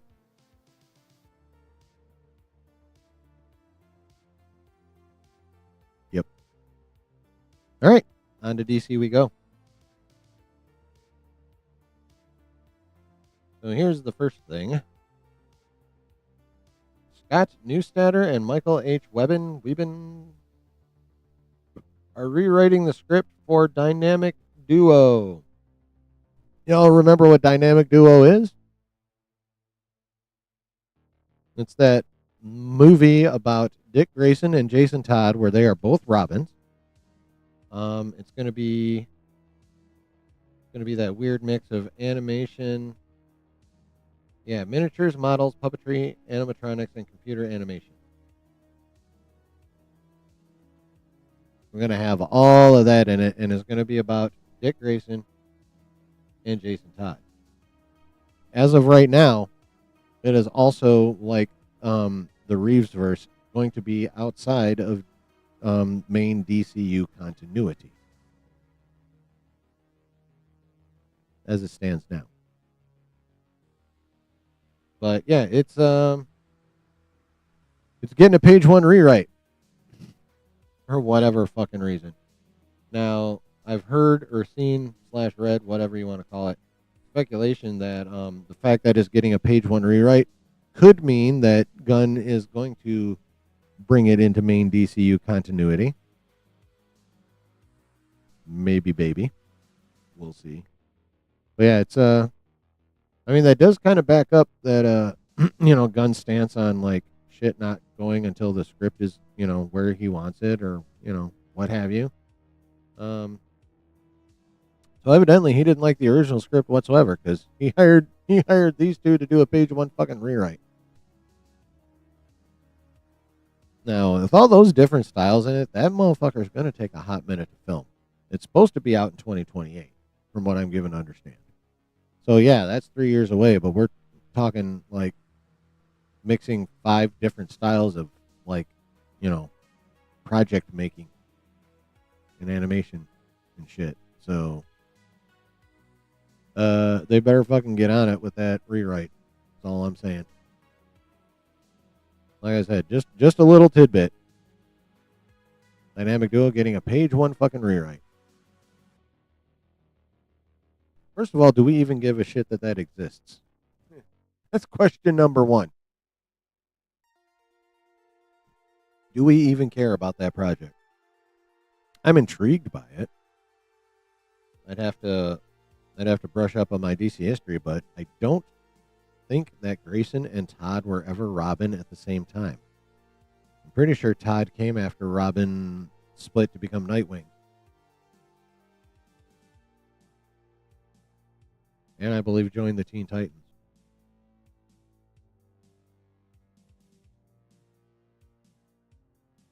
Brooke says, I'm curious about it, but I'm more hyped with what will happen with Batman in the future of the DCU.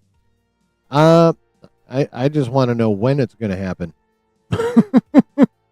When are we getting our fucking DCU Batman? Like, just quit dicking around over there and do it. What's funny is I still see some people say that it's never going to be Battinson. Like, Gunn will get his own separate one. Well, here's my question. Why won't Gunn definitively say that it will never be Battinson? He never fully commits to it not ever being Battinson. He has never flat out said, nope. Not one time. So the confidence of people that are like, nope, not going to happen, might. I'm not saying it will, but it could. What up, Delta Dan? Well, thanks for lurking. Keeping the viewer count up. Appreciate it. But yeah, he is not to this point like took a firm stand of being like, it's not fucking happening. Keep an eye out for who I cast. Like, he has never said that. Not once. Always been non-committal. So the confidence that some people out there have that it's not going to happen, I think is misplaced. Now, there's a really, really good chance that they will end up being right. Like, at this point, I think, well, I don't know, there's so much going on and also so much not going on. No telling. But, yeah, I think the people that are super sure that it's not going to happen shouldn't be that sure. Main reason being, if it definitely was not going to happen, there's absolutely no reason for Gunn to keep being non-committal about it and playing coy about it. He'd be like, nope, not going to happen. Watch for mine. But he hasn't said that.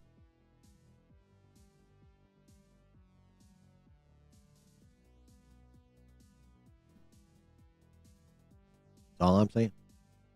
He hasn't said it.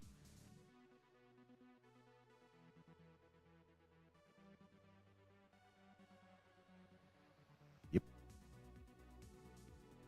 So yeah, the 4 different types of animation movie is getting a page 1 rewrite. How fun. Okay, moving on to a little bit of Man of Tomorrow stuff. Quick question, guys. Actually, you know what? I'll ask the question after this.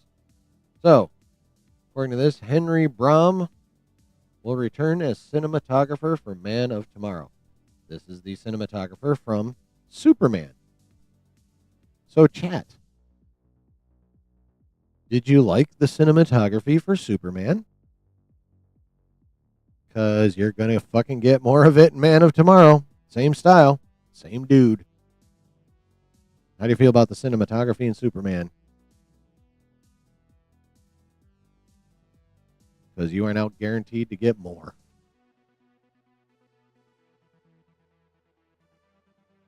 I don't consider this bad news. I also don't consider it good news. Like, I don't think he did a bad job by any stretch. I think most of the movie looked good.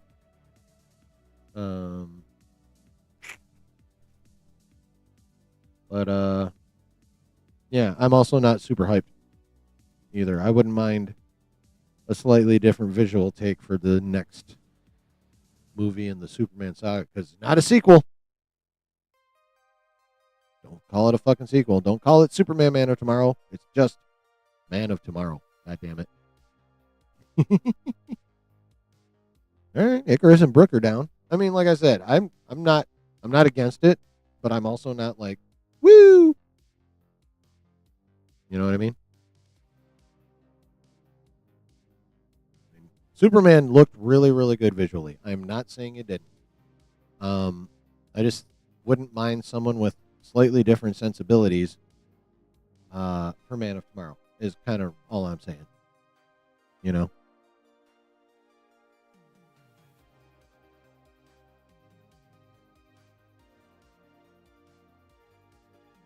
Sometimes you just gotta play with it. Pause.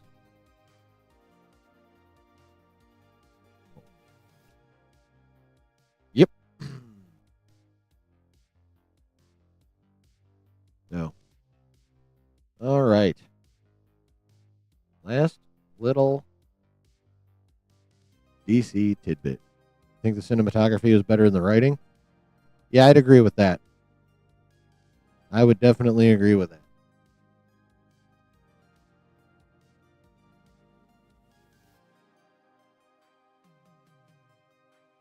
Yep. That's a good call, Icarus. Good call. All right, last little bit.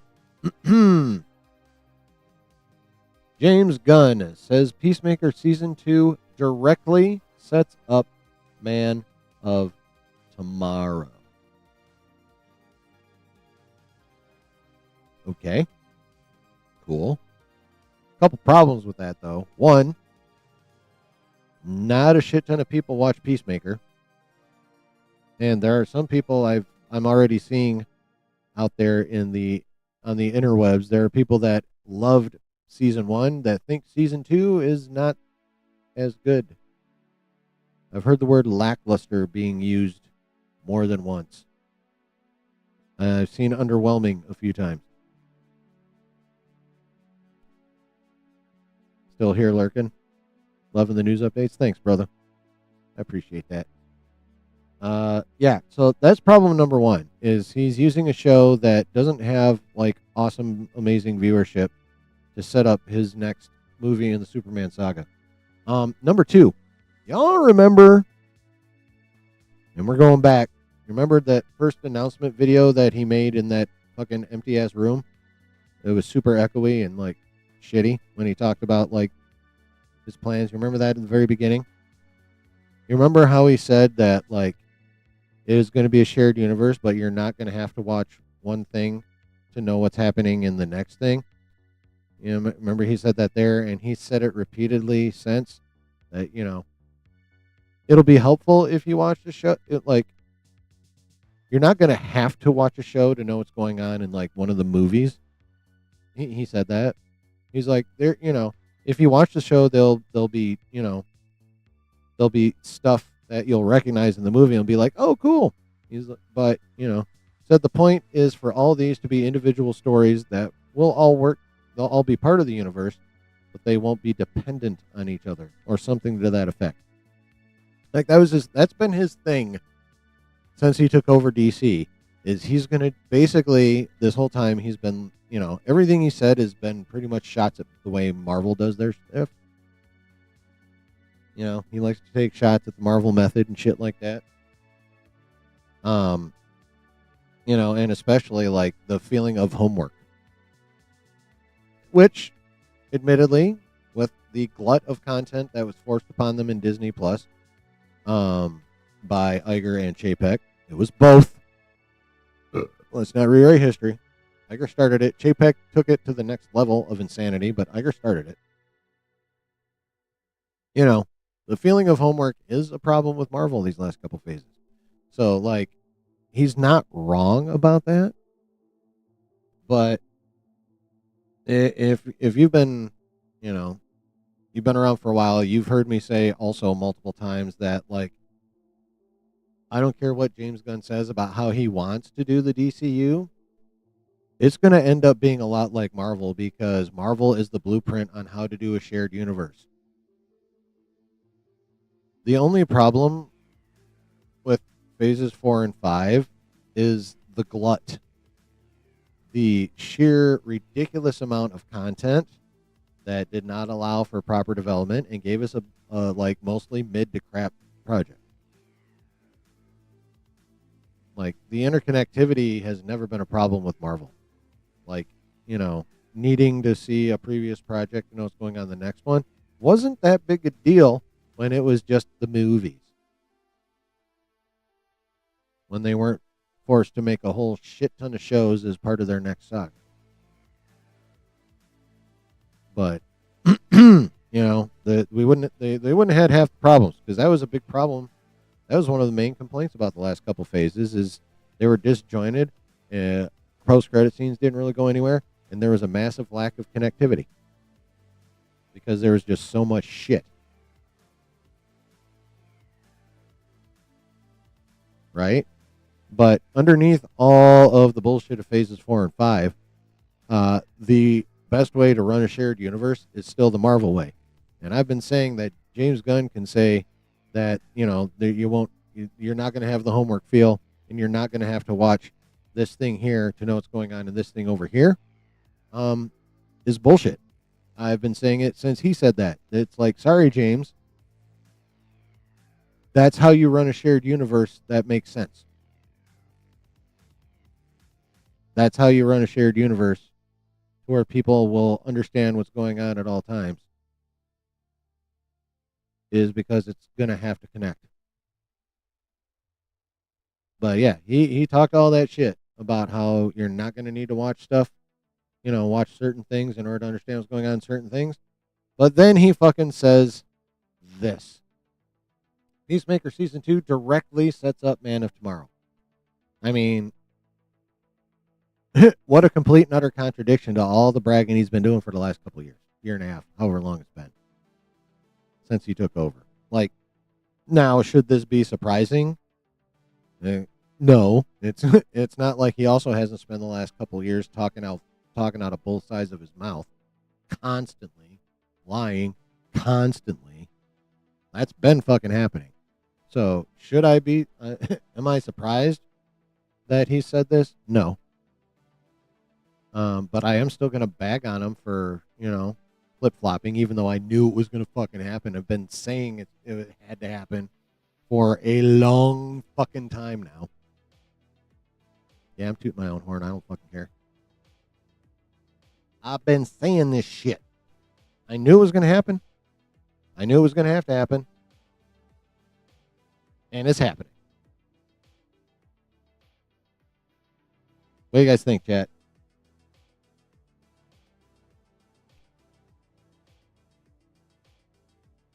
What do you guys think about Peacemaker Season 2 directly setting up Man of Tomorrow? What do you think about how that's basically, you know, regardless of how obvious it should have been that he was going to end up having to do that? What do y'all think of him backtracking on that, essentially?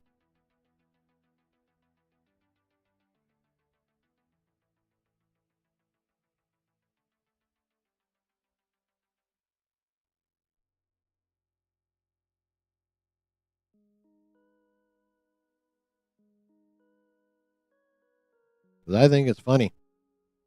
I also saw it coming, but I still think it's funny.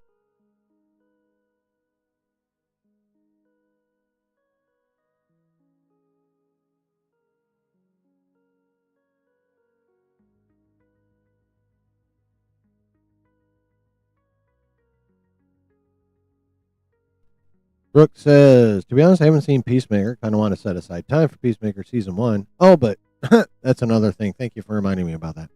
Just hope Guns remain focused and consistent on his vision for the DCU from now on. Yeah, that'd be nice. But yeah, here's another thing about Peacemaker season 1. And this has been said before, but it got repeated not too long ago. It's that, what up, Hosea? I'll wait to see the end product before I judge. Oh, I'm not saying it's going to be bad or anything. I'm just saying it's like 100% contradictory to what he started off saying and all the shots he's taken at Marvel since he's taken over at DC. That's all I'm saying. I'm not saying it's going to be a bad thing. I'm just saying it goes against, all the shit he was bragging about and has been bragging about. Also, what up, Hosea? You know, but again, not a surprise because he's been talking out both sides of his mouth for like ever now. So it is what it is. I just think it's funny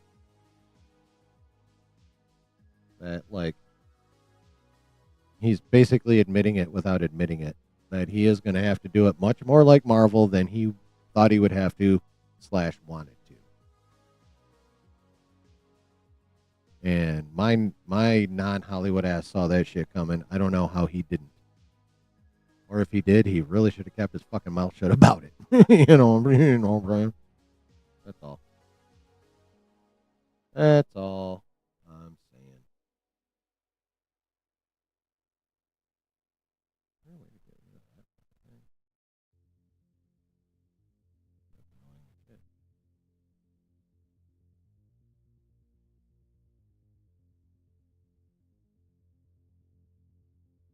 I swear there was a better way I did this before.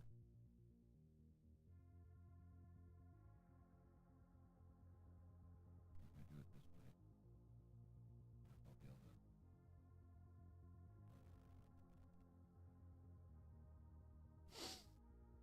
be able to.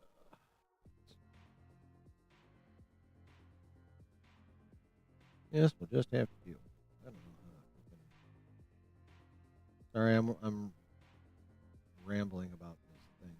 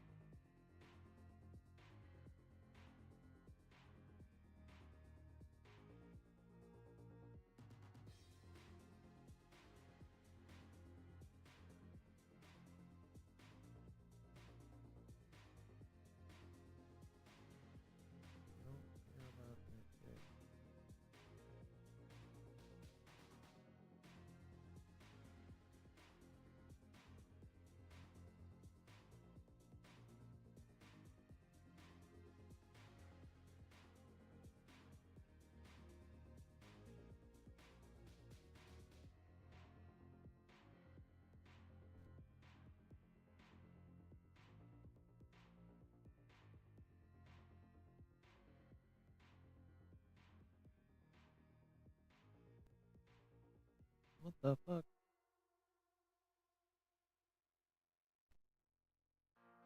There we go. What up, Blue?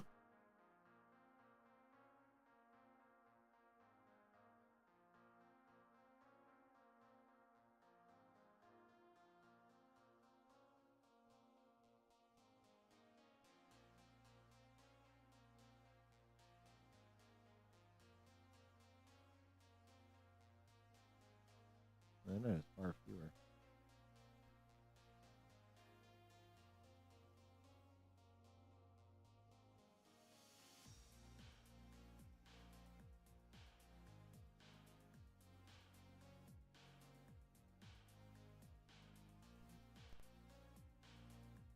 Sorry, chat. I thought I had something that I wanted, and then not so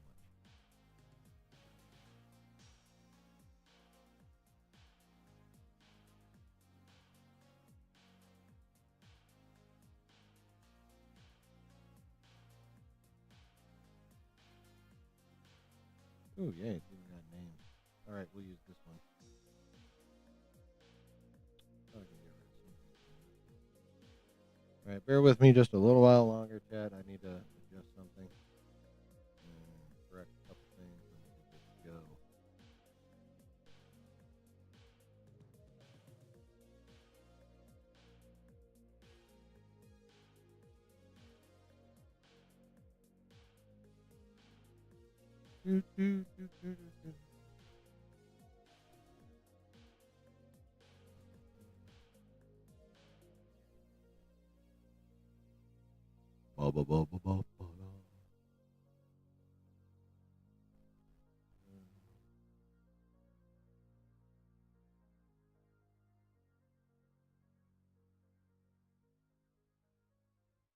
There we go. That'll work.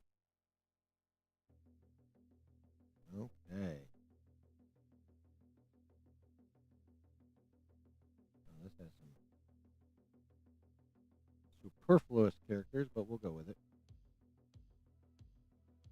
We'll just use the ones we give a shit about. All righty. You can go jump in at any point, still be able to know what's going on.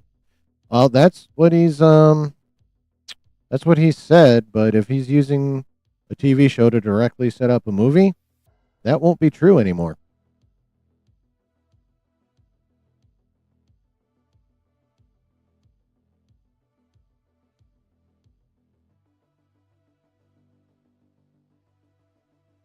That will not be true anymore.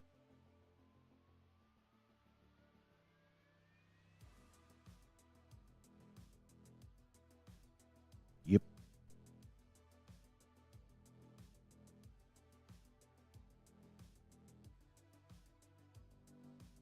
All right. Any further thoughts on these little news tidbits before we get into this fun little thing that I planned when I realized how light the fucking news was going to be? I mean, even though we have gone 2 hours, that's light work for this fucking channel, and y'all know it.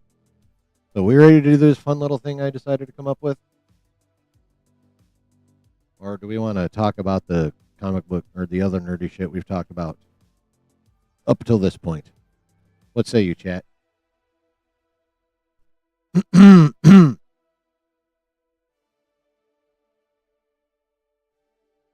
Y'all ready to move on?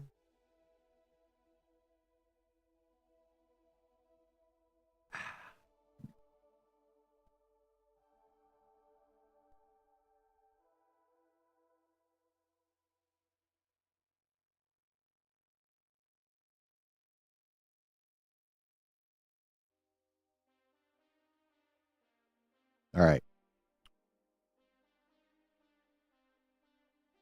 Oh, I don't even worry about it from that standpoint, Brooke.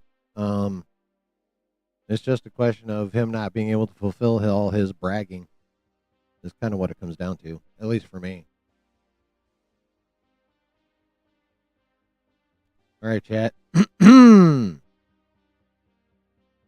Ready to have a little bit of fun? I've decided that we are going to do, since news has been so late, we're going to do a tier list. But we're going to do a bit of a risky tier list. We're going to do a tier list that, if I actually had a following, could potentially get me canceled. Yeah. You know what we're going to do? We are going to do a tier list, chat, where we are going to rank the female MCU characters.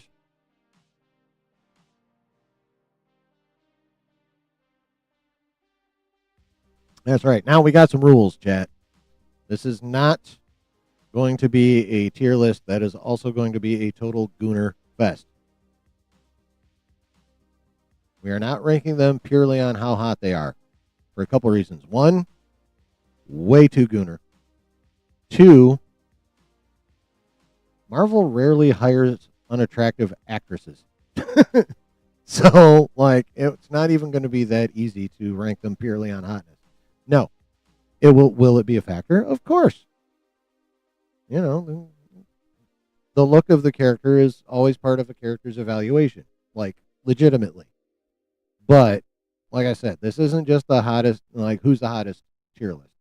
This is about them as a character. Like, are they hot? How hot are they? A consideration. Bigger considerations. Did we enjoy how they handled the character as an actress? Did we enjoy how the character was written? All of that stuff is to be considered. Okay? Okay. Here we go. Thankfully, they put the names on these. Now, some of these are like from Netflix shows, and some of these are like way side characters, so we're going to ignore them. But let us begin. Here we have Betty Ross from The Incredible Hulk.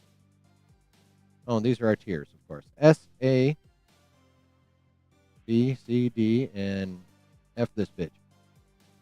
If she sucks that much, if she's that bad, F this bitch. We begin with Betty Ross from The Incredible Hulk, played by Liv Tyler. I am going to go.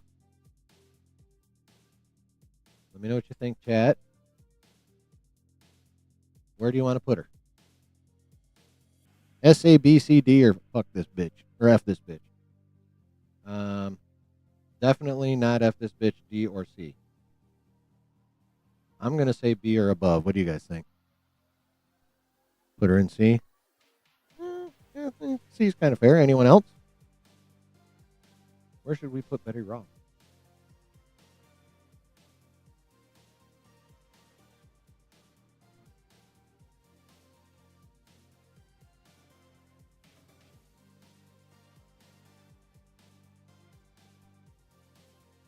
I was thinking B, but Brooke makes a point. I mean, they haven't done a shit ton with her. They didn't do a shit ton with her in The Incredible Hulk. She's just kind of average as a character, so boop, C is average. We will put Betty Ross in C. What do you guys think? Cool? Not cool?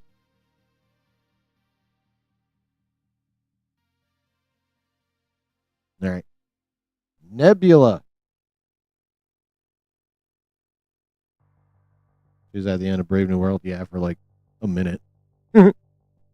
Nebula. I think Nebula is actually a pretty cool character. She was pretty well written. They took her on in a whole arc. Well, see, that's a good indication that she's average, Icarus. Yeah, they took Nebula on a good character arc over all of the Infinity Saga since they introduced her in Guardians.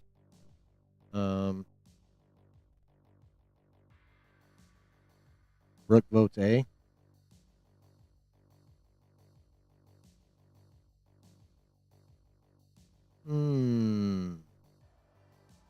Yeah, she was significant. She was written well. They gave her an actual arc that they completed over multiple movies. Plus, I think she was really cool. So yeah, I'll go. I'll agree with Brooke, and I'll go A. What do you got? Anyone else in chat got an opinion?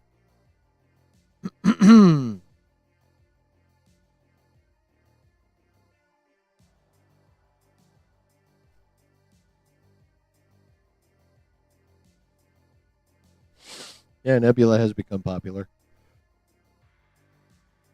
Excuse me.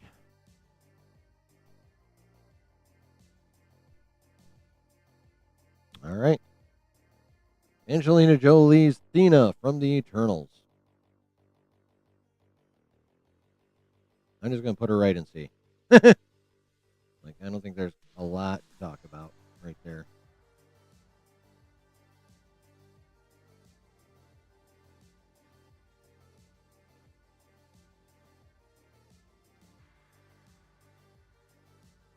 All right.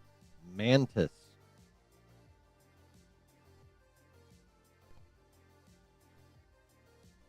Mantis of the Guardians of the Galaxy. She's fun.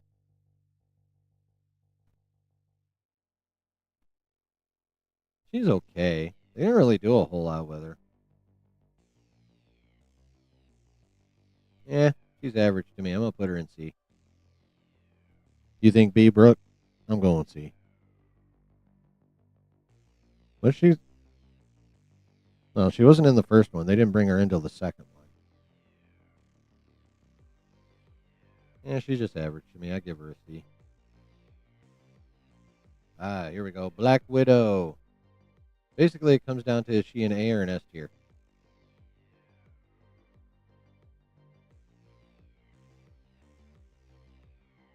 Do you think Mantis is a B? Yeah, why not? We'll put her in B.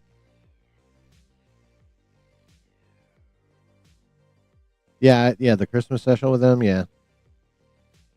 Black Widow's S tier. She won the original 6. I mean, yeah. Yeah, I mean, who we kidding? There's no debate. Black Widow's S tier for all the reasons. This will be fun. Shuri.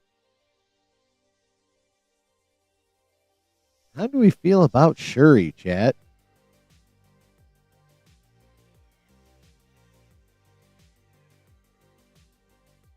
How do we feel about Shuri?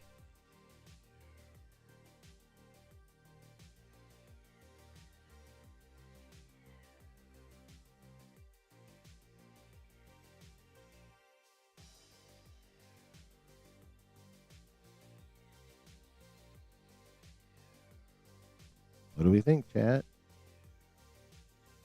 Definitely not S. We can rule that out right now.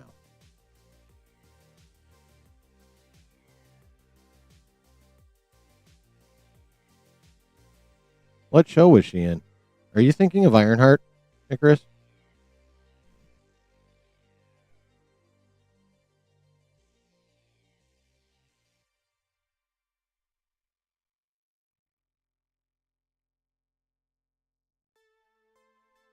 I'm actually going to put Shuri in B. She's not a good Black Panther, but just as Shuri, she's cool. Yeah, I think you're thinking of Ironheart, Icarus.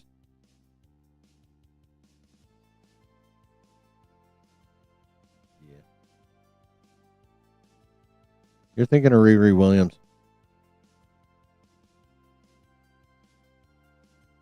Who was in Black Panther 2 first and then got her own show.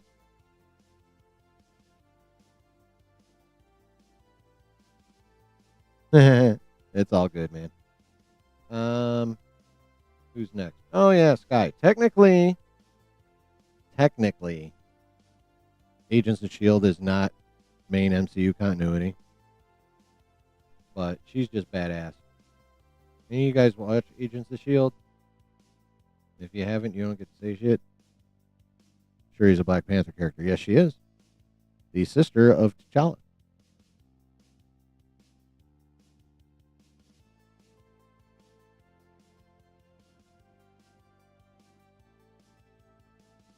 Yes. Chloe Bennett Sky. Again, Agents of S.H.I.E.L.D. not main Marvel continuity, but she's A tier for me. Like, if you've watched the show, she's pretty awesome. If you haven't watched the show, then shut up when you're talking to me. I don't know why they call her Agnes. This is Agatha. I'll say this. I would have put her in B after WandaVision, but after Agatha all along, she going A tier. She was in Eyes of Wakanda. Riri? I don't think so. Agnes is her nickname. Oh, that's right. I forgot about that. That's right. That was her cover name in WandaVision. But it's Agatha. Yeah. After Agatha all along, she's A tier. 100%. For me. Agree or disagree, chat?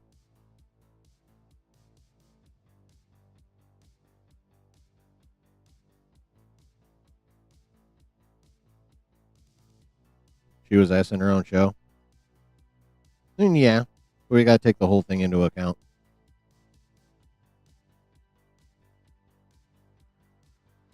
Who's next?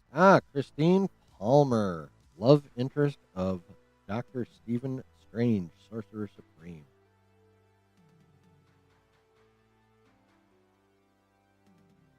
Only saw her in the 2 Doctor Strange movies. Haven't seen her anywhere else.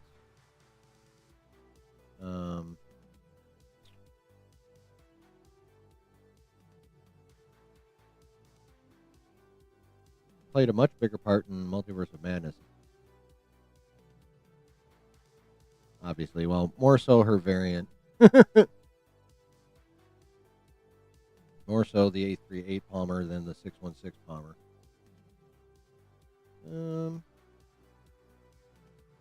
C like Betty. B, says Brooke. I think I'm gonna go B. She definitely has more significance overall than Betty Ross, for sure. We'll go B. Jane Foster. How do we feel about Jane Foster? And yes, we have to take Love and Thunder into account. No, we don't want to. We still have to.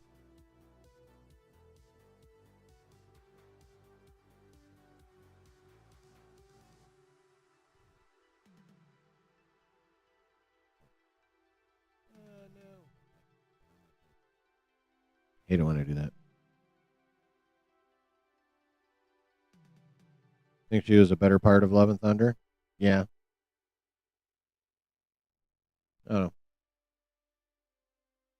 Outside of Love and Thunder, I really like the way she was written, but like Natalie did the best she could with that movie. Like honestly. B-ish. Yeah, I'm thinking I mean, they didn't do a shit ton with her. So yeah, I'm gonna put her B. She's better than C. She's more impactful overall than a C tier character, but yeah, B works. Monica Rambeau. WandaVision and the Marvels.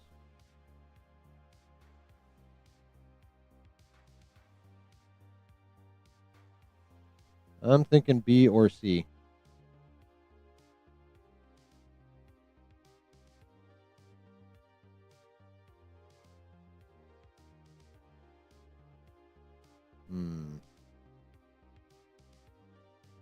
Might get attacked, but you thought Jane was one of the... No, you're not going to get attacked for that at all. She was definitely one of the bright spots in that pile of crap. But yeah.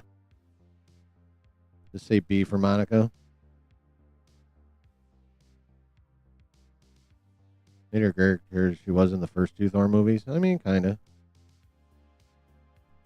I'm going to go B for Monica just because she fixed an incursion in the Marvels. And she's obviously, because she can do that, we know she's going to be a big part of Doomsday. At least, if not both Doomsday and Secret Wars. She's worthy of B, I think. So we only have 1 S tier. Got 3 A's, 4 B's, and 2 C's. Not too bad, actually. Valkyrie. How do we feel about Valkyrie? Ragnarok, Love and Thunder. The Marvels a little bit.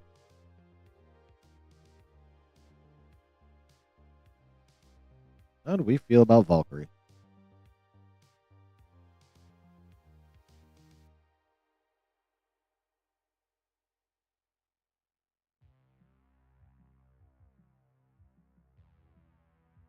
Oh, yeah. Wasn't technically that was her. Yes, that is true, Executive Judge. How do we feel about Valkyrie, chat? I mean, she's an okay character. She's better than D, but I'm putting her in C. You guys let me know what you think about that while I go pee-pee again. Fucking energy drink. Get my bladder in overdrive.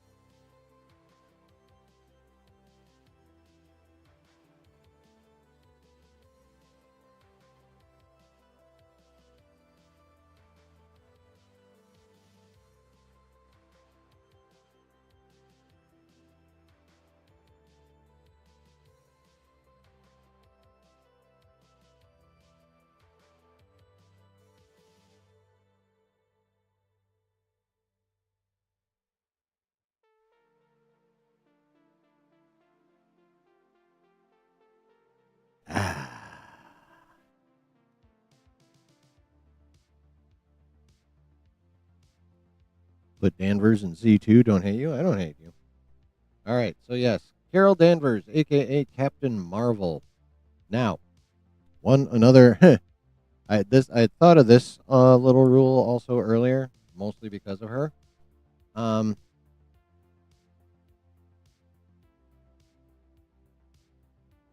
We are not allowed to consider how annoying they are as an actress or anything they say in interviews. This is just about the character of Carol Danvers. So if you don't like Brie Larson as a person and she annoyed you in some of her interviews, cool. Has nothing to do with the character of Carol Danvers. So not to be considered in this evaluation. Put her in C. She herself is fine, but I don't like her movies, and she has no significance to the MCU. Fair.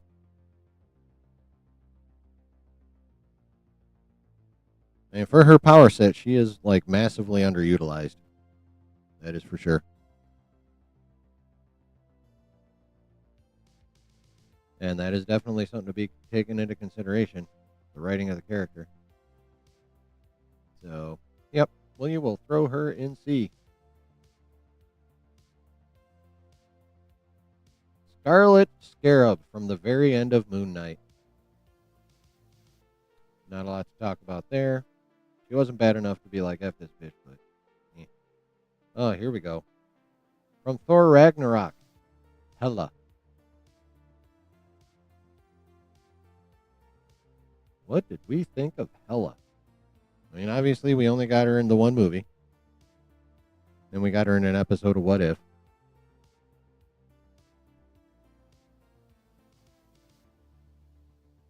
But what did we think of Hela in Thor Ragnarok? Brooke thought she was an A-level villain? Okay, yeah. Wait, you thought the Marvels was better than Captain Marvel? What the fuck? Okay. I 100% disagree, but that's cool. I think she's going to get, I don't know if she'll get so much more depth in Doomsday. She'll get some. I think she'll, well, I don't know. Yeah, I think they'll expand her more in the next couple of Avengers movies. At least I fucking hope so. So Brooke thinks Hela is an A-level villain. I actually liked what they did with her in that movie. What do you guys think? Anyone? Definitely not S. Definitely not C. A or B, chat? We got one vote for A. I'm almost kind of half leaning that way, but what do you guys think? Anybody else? Executive Judge Icarus? What did you think of Hela in Thor Ragnarok?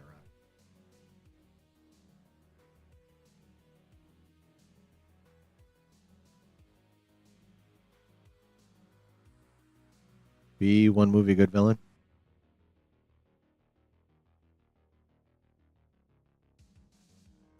We have an A vote and a B vote. Not a fan of the first Captain Marvel at all. Pretty boring. It's fair. That's how you saw it. That's how you saw it, man. What do you think of Hela, though?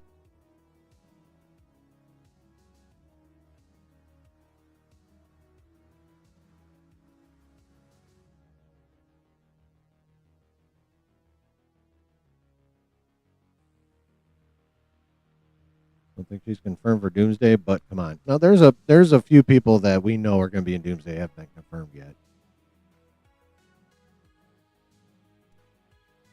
Hela was formidable. Yep.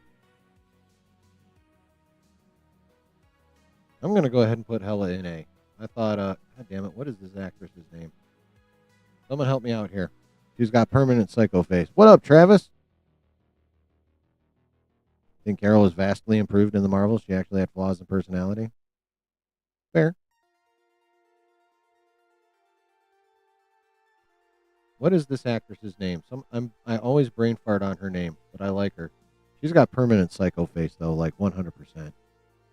She looks like a psycho in Lord of the Rings. Obviously, she looks like a psycho in Hela, but you're supposed to. What was that movie? House with a clock in the walls? She wasn't even playing a psycho. She's just playing a person, and she still looked fucking psycho. What is her name? Come on, chat. Help me out here. Kate Blanchett. Thank you, Brooke. Yes. Permanent psycho face. Yeah, I'm putting her in A. Yes, Icarus, that is her. Thank you guys both. Appreciate you. She was also in Indiana Jones 4. Oh, okay. I didn't watch that fucking movie. Wait, 4? She was in Crystal Skull? I don't remember her in Crystal. I haven't watched Crystal Skull in fucking forever though, so I'm not surprised I don't remember her being in that. Honestly. Oh yeah. Florence Pugh Pugh, Yelena Belova, chat.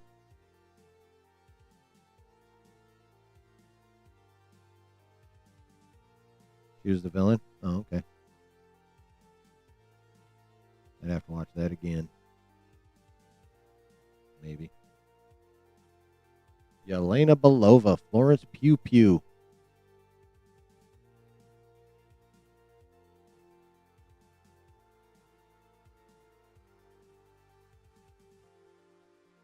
Manko, she gets her eyes burned out by aliens at the end. Oh, all right. Sweet. Yelena is A or B. I agree with that. Awesome and Thunderbolts, I agree with that too.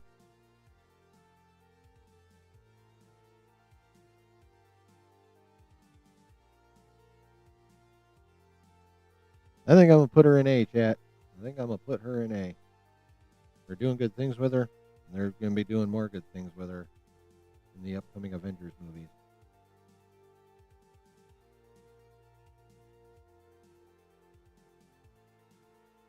Alrighty. Ooh, an Eternals character. Cersei. What did we think of Cersei from the Eternals?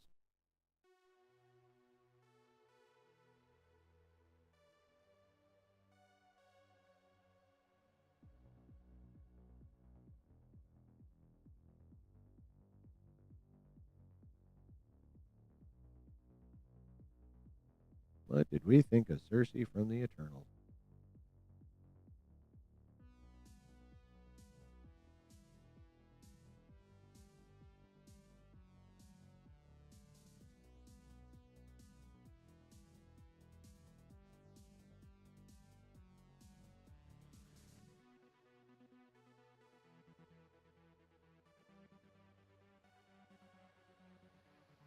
I'm leaning C. She was average. What do you guys think?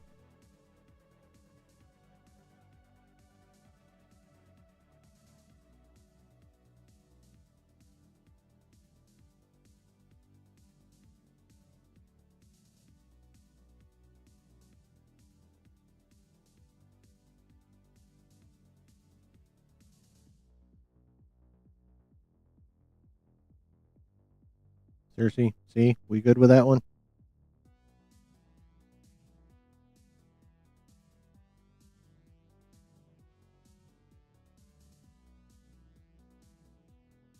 C is fine. I don't know who the fuck the seamstress is. Mariah Dillard is the one that accosted Tony Stark at the beginning of Civil War. What are we doing? We're doing a tier list of all the MCU female characters. So far, we have Black Widow in S tier. We have Nebula, Skye from Agents of S.H.I.E.L.D., even though that's not MCU continuity. I fucking love that show, and I love this character, so she's an A. Agatha's an A. Hela's an A. Yelena's an A. We have Mantis, Shuri, Christine Palmer, Jane Foster, and Monica Rambeau in B. We have Betty Ross, Athena, Valkyrie, Carol Danvers, and Cersei in C. And we have Scarlet Scarab in D. We have not put any in F this bitch. To this point. I forgot who the seamstress is. Yeah, I have no fucking idea, nor do I care. We're going to ignore her. We're going to ignore Mariah Dillard because she was in there for 2 minutes to yell at Tony to set up Civil War. Claire Temple is from Netflix Daredevil, Spider-Man Far From Home. Oh. Well, if I can't remember her, she's a D character. Mariah Dillard is completely irrelevant, so I'm not even going to bother with her. Okay, so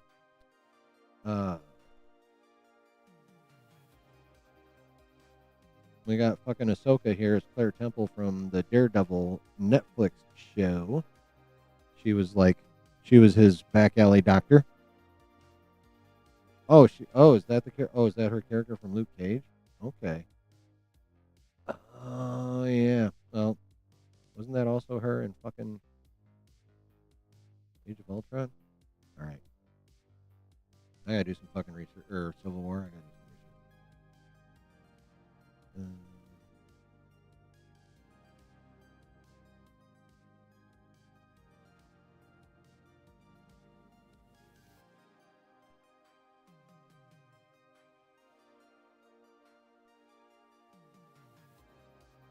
Okay, yep.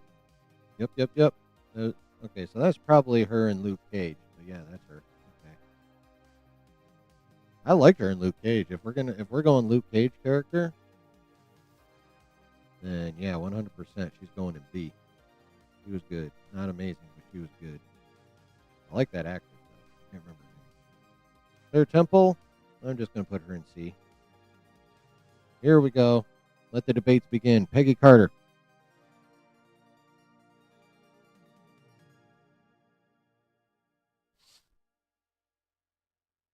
Peggy Carter.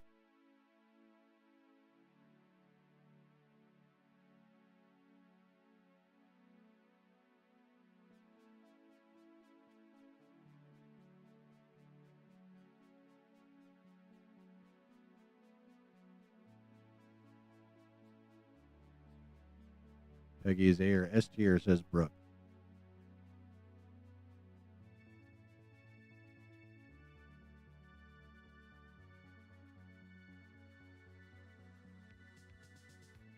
Anybody else want to share their thoughts on Peggy Carter?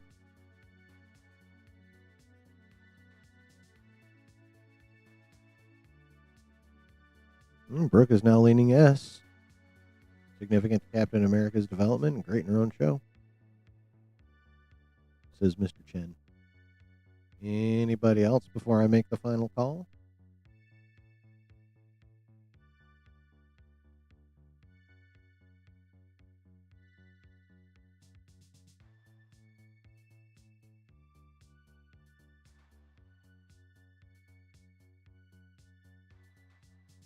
All right.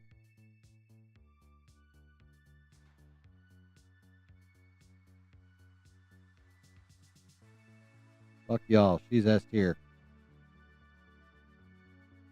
I loved her show. I love her in Captain America.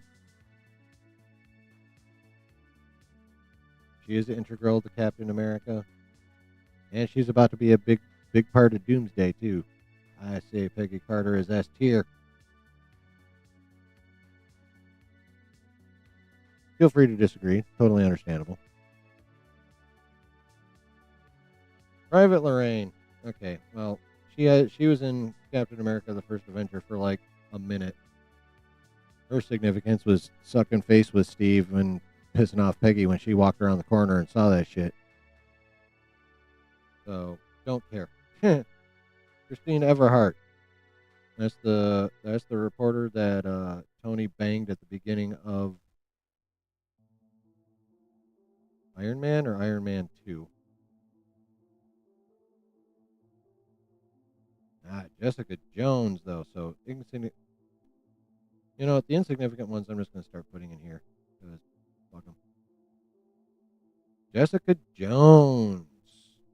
What do y'all think of Jessica Jones? Iron Man 1? Okay. What do y'all think of Jessica Jones? Y'all watch that show on the Netflix?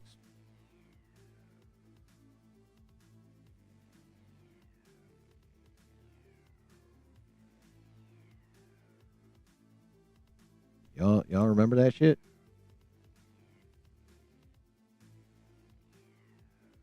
Then it was great. Yes, he was. You hated him? You were supposed to. What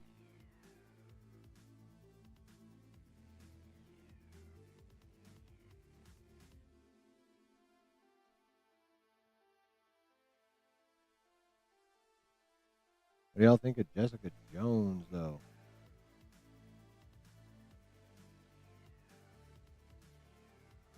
Stop it. D, probably? Really?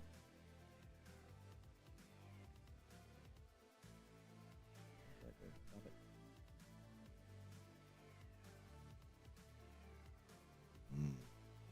Anyone else? Brooke says she's A.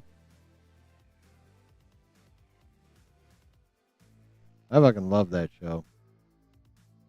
I think the character's great. I think they did good things with her. Stop it, machine. She's going in A.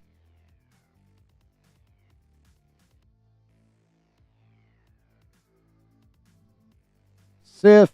Lady Sif. Of Thor fame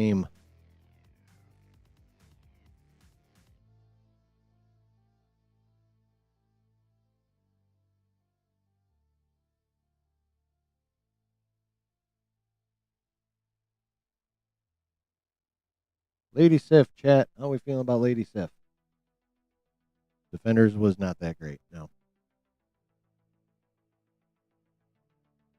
I was disappointed with Defenders. Lady Sif was badass. His Brooke would probably be important, but not more so than Jane Foster.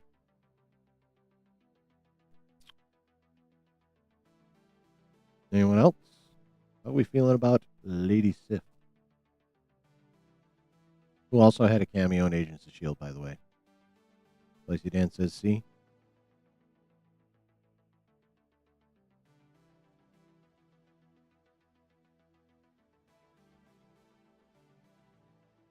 I am going to go C. She's aight. Oh, back to Netflix.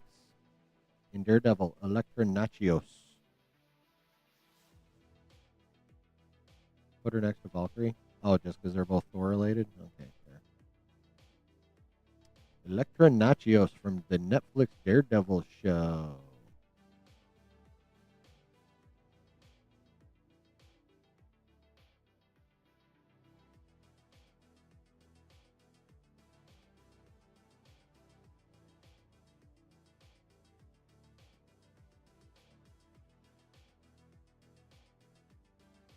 Brooks going A.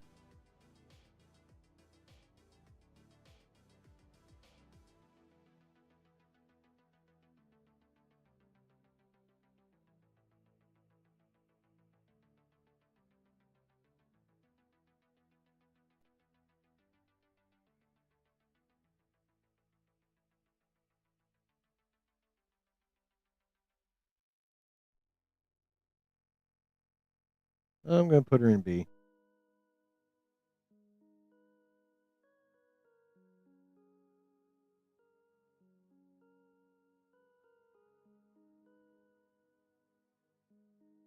All right. Next up, Hot Aunt May.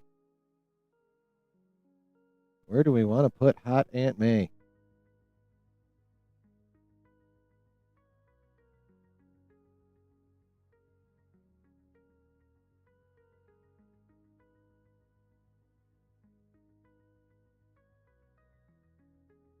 Are there two Wandas? I was wondering that, but I can explain it. I'll explain it here in a minute. First, we got to put Hot Aunt May somewhere.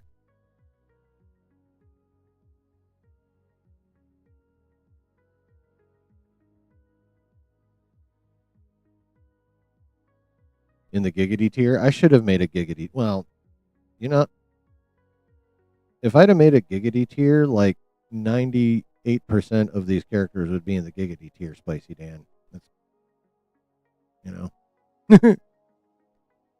Brooke says A tier because of her significance to Spider Man.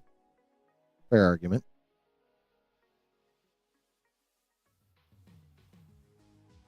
B for Executive Judge.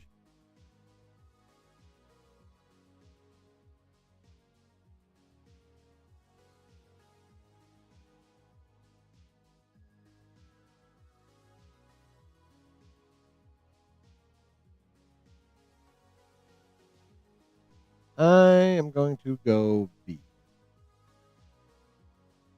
for Hot Aunt May. There just hasn't been enough of her for her to go into. Yeah, not enough development to put her in A. She was heading towards A, but then they killed her. Yeah.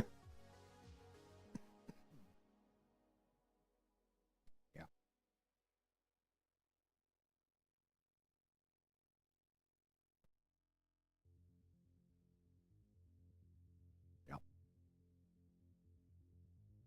All right. Now, they have both Wanda Maximoff and Scarlet Witch in here. And I am presuming that there's a separation because they're calling her Wanda up until the end of WandaVision, and then Scarlet Witch for Multiverse of Madness.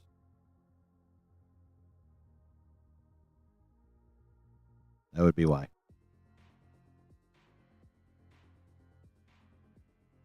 What do you mean F that bitch for Scarlet Witch? We're not talking about whether, like, you know.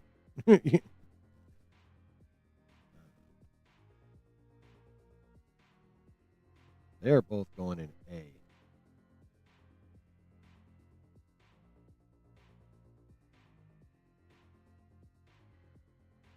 Those are both A tier characters.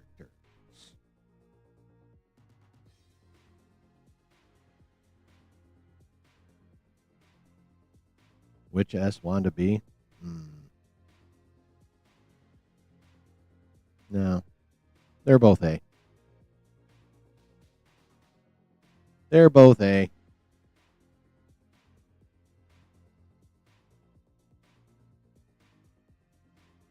I don't want to rewatch Multiverse of Madness now. I mean, yeah. Scarlet Witch for now, A. I mean, yeah, by the end of Doomsday and Secret Wars, she might end up S tier. You never know. Yeah. Pepper Potts.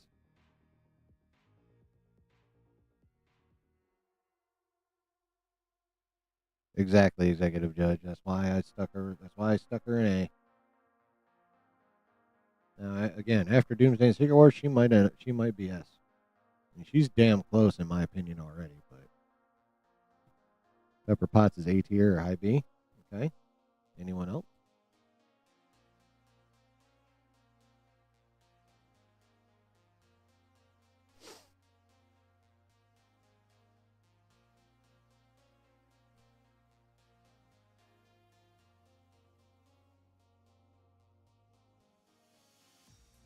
Okay, I didn't get stuck. My Spotify. Where my music comes from. In case you're wondering why you had to see that shit, that's why. Pepper Potts.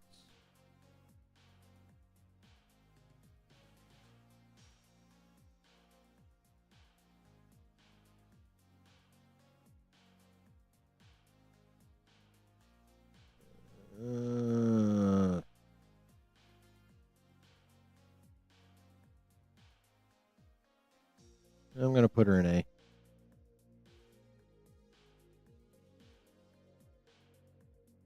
Oh, here's another fun one. Sylvie. What tier should we put Sylvie in?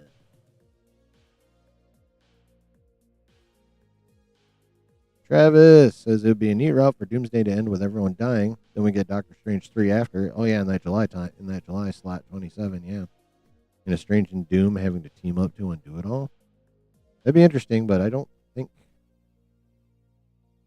that's how they're going to go. But they could. There's a way to make that make sense. It'd be a definite departure from the comic story for sure. But on the other side, Marvel's never done a 1-to-1 anyway, so that's I will not exclude that from the realm of possibility. They could go that route. I have doubts, but they could. How do we feel about Sylvie, chat? She was a somewhat controversial character in the fandom. What do you guys think?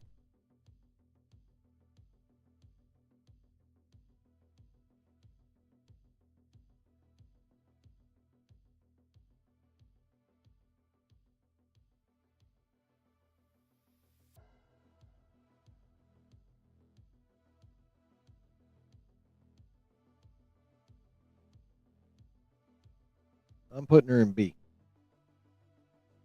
Excuse me.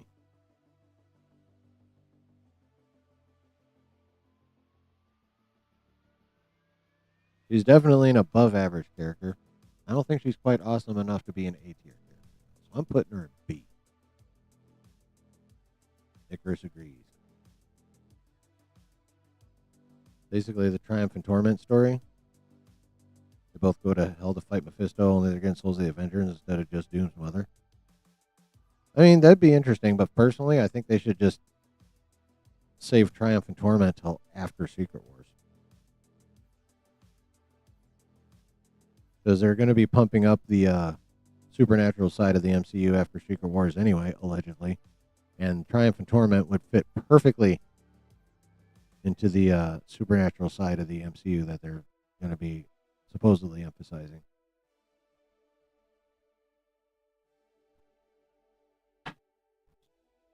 Gamora. How do we feel about Gamora? I already know where I already know pretty much where I'm going to put her, but what do you guys think about Gamora?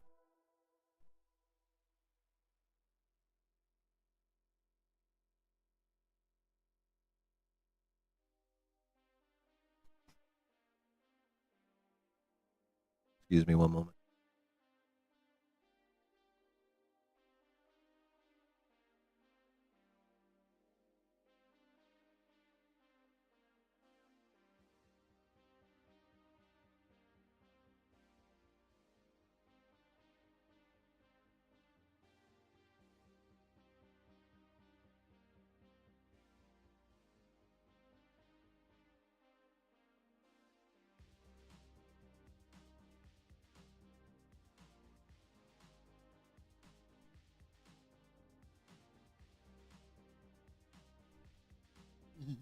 No, Nikiti.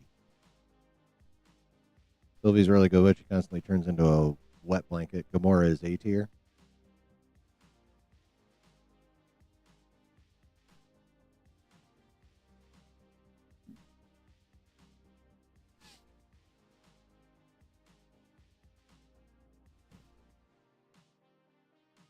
Gamora. I am going to put Gamora in S tier.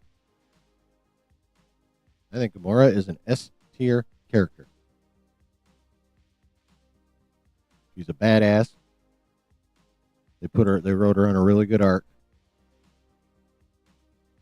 Zoe Saldana acted the shit out of that character. Gamora is S tier. Sharon Carter. How do we feel about the character of Sharon Carter?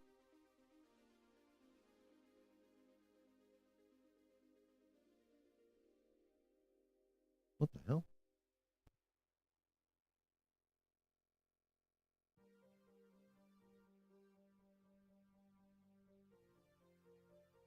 Weird.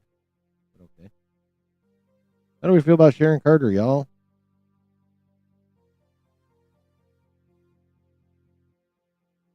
I'll tell you where I'm going to put her. Right there.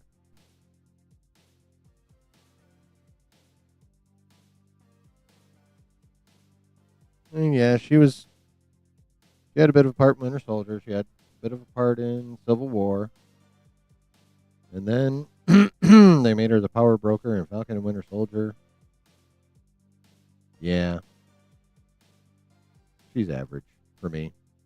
An average character. Like, she wasn't like super duper important to anything. Outside of almost sort of becoming a love interest for Steve a little bit and then nothing. But yeah. Yeah, for me she's just an average character. They could have done so much more with her and so much better, I think.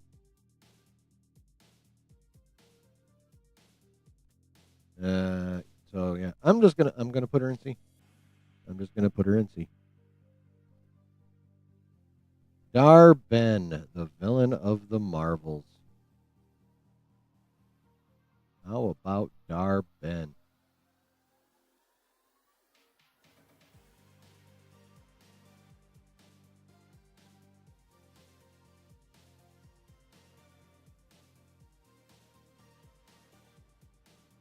What do you think, chat? How are we feeling about Dar-Benn? Feel like they should have made her a Skrull at the end of Falcon Winter Soldier to set up Secret Invasion. That would only work if Secret Invasion was actually a good show. Which it was not. Dar-Benn is just C. Okay. Anyone else?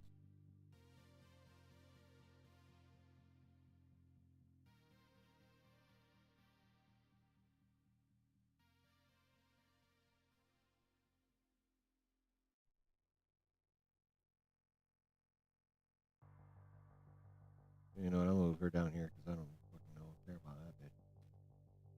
See? Really?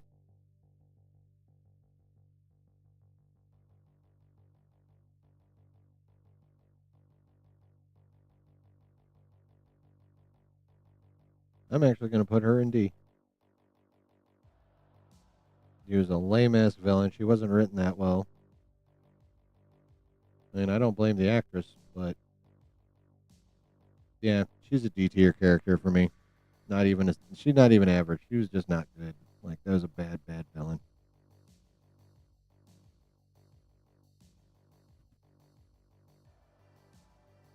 Maria Hill.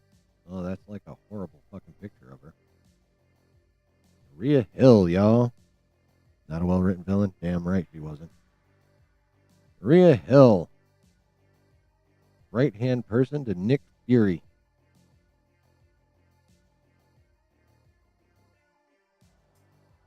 And senselessly killed in Secret Invasion. Fucking idiot. I hate that show. I fucking hate that show. That's just the first reason to hate that show.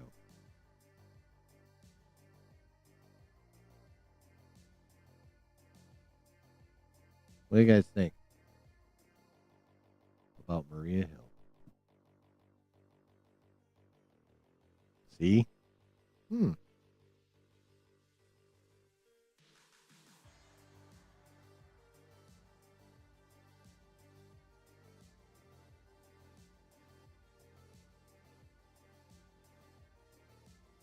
I'm actually going to put her in B.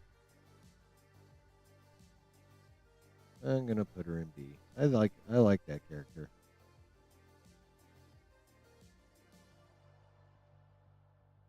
I'll put her in B.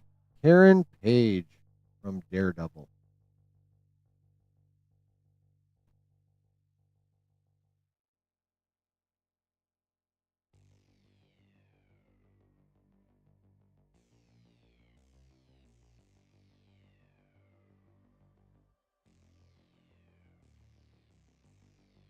Oh, whoops.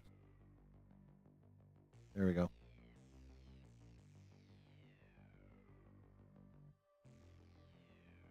Karen Page. Karen is A. Karen is A.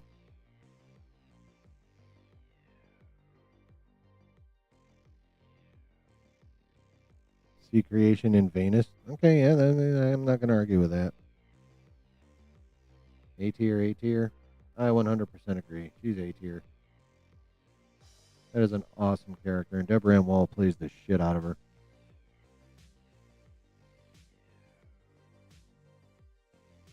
Darcy Lewis from Thor.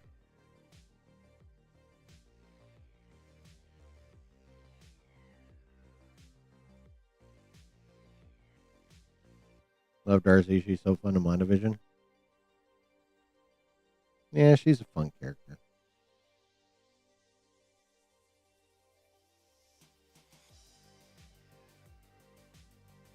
But she may be fun, but she's B tier. She's above average, but that's it. A tier? Ah.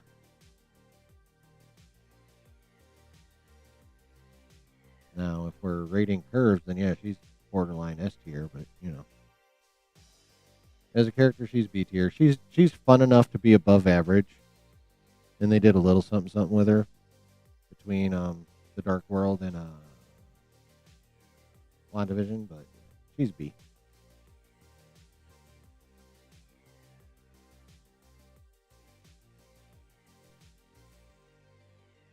Aisha from Guardians of the Galaxy. Don't fucking care about her at all. Thor always had the weakest supporting cast in terms of human characters. And I think overall you might be right. Here we go. Hope Van Dyne. How do we feel about Hope Van Dyne?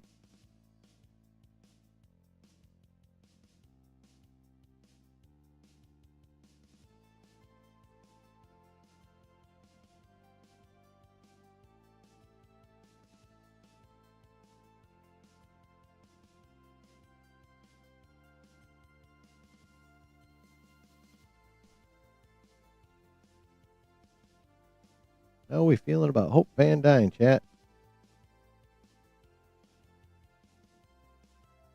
Brooke says B. Travis says B.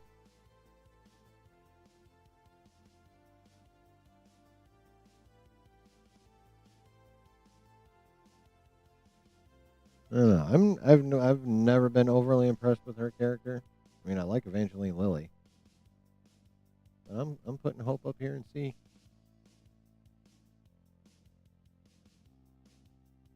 I'm putting Hope up there in C. That's it. She aight.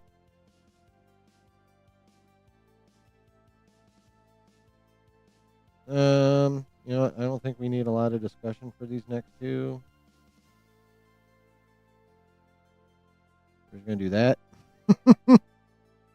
I'm not putting She-Hulk in F this bitch because she had a couple decent moments in there. Titania's just fucking useless. So, Janet Van Dyne.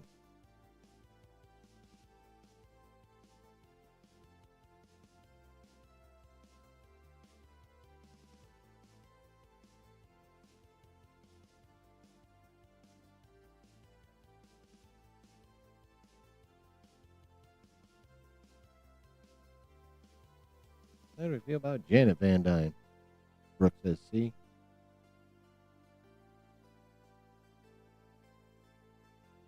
Chris says C. I'm inclined to agree. We'll put Janet in C. The Van Dyne ladies, we'll put them in C. Swear It from Moon Knight, the Hippo Goddess. Which one, chat? This one or this one?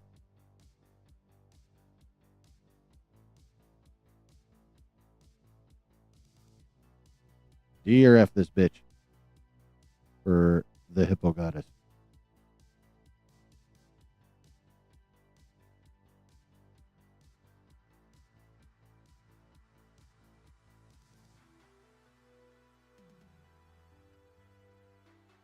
D, at least. She was fun. Hippo is D.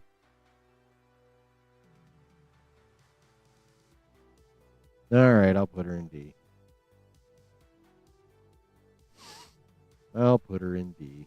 I was really tempted to put her down here, but I'll put her in D. Medusa. What the fuck? I mean, and I know she's in the comics. She's Black Bolt's old lady in the comics in the Inhumans. But when the fuck was she ever in? Was she in Agents of S.H.I.E.L.D. once or something? Like, why is she even here? Yeah, she can go there. I don't even know why she's on the list. Echo! Where do we want to put Echo? You'd actually move Scarab one up and the Eternal screw down?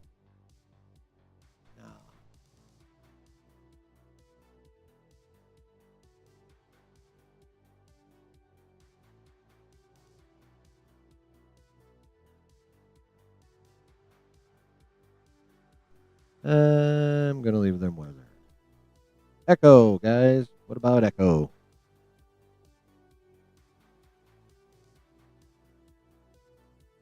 What do we think of Echo?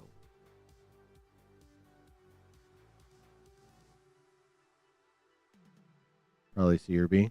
Says Brooke. Show was all right for Echo. Yeah.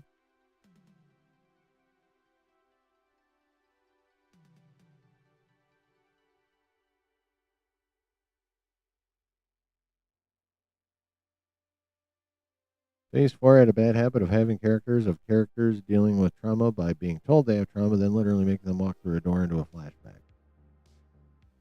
That sounds like Moon Knight. For sure. Also kind of sounds like Thunderbolts. Except Thunderbolts did it way better than Moon Knight.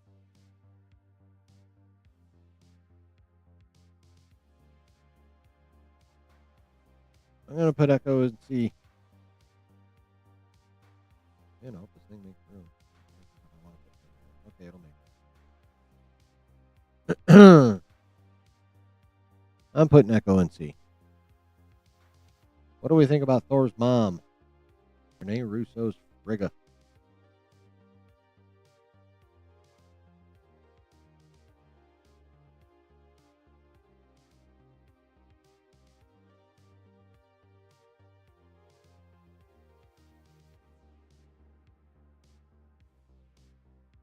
I'll have the trauma flashback door. Yeah, true.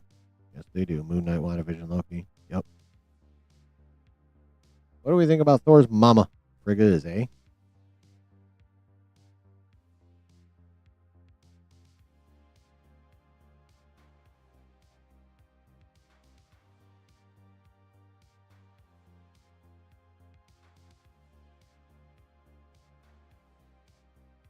basically for endgame. Frigga is great, probably A tier.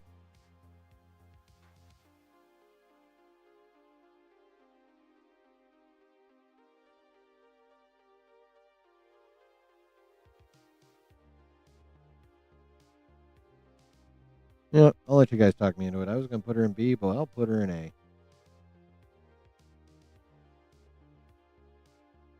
I will put her in A for you guys because that's not a hill I want to die on. I can see her as an A tier. I was going to put her in B, but we'll go with A.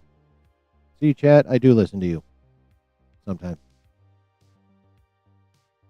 Hunter B15 of Loki fame. And a little bit of Deadpool and Wolverine. What do we think of Hunter B15?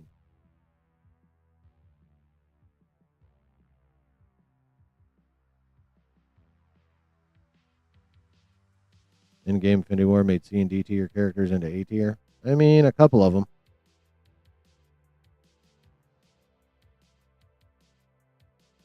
I would say it elevated more to up to B from both of those, but yeah.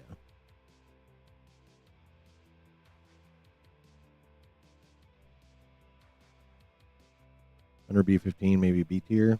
B15 above average, so B. I agree. I was going to put her in B. Off you go, B15.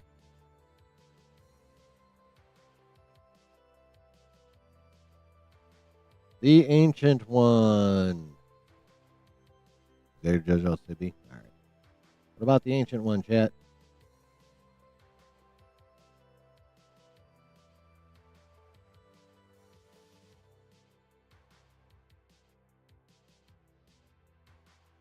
Where do we want to put the Ancient One?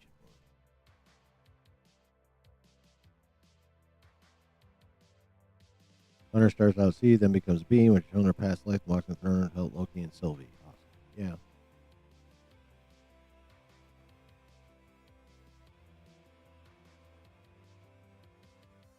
How about the Ancient One, y'all? What do you think of the Ancient One?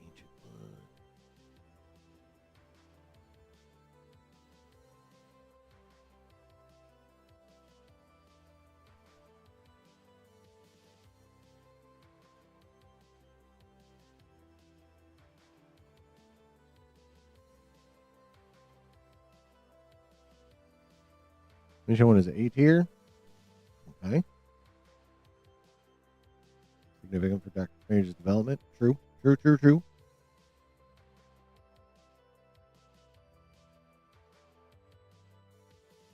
He did have a lot of impact, that is for sure. Ancient One sounds like a Toto album. A little bit, yeah.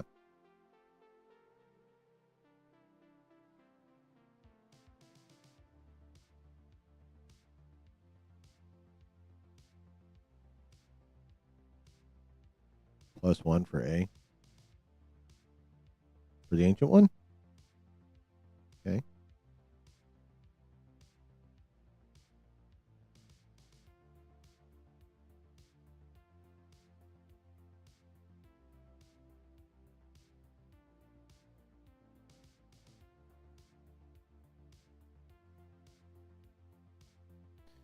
I don't know if I want to put her in A, chat.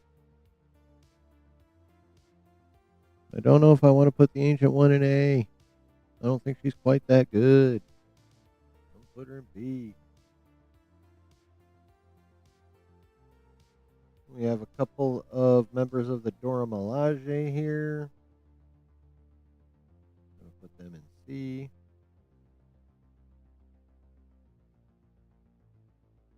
Sister Maggie from Daredevil Season 3 on the Netflix. At least that's where I remember her from the most.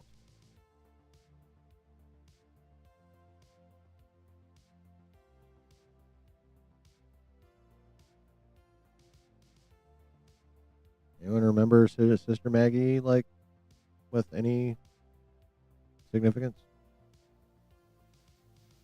I haven't watched Netflix Daredevil in a hot minute. I did not do a rewatch before Born Again came out.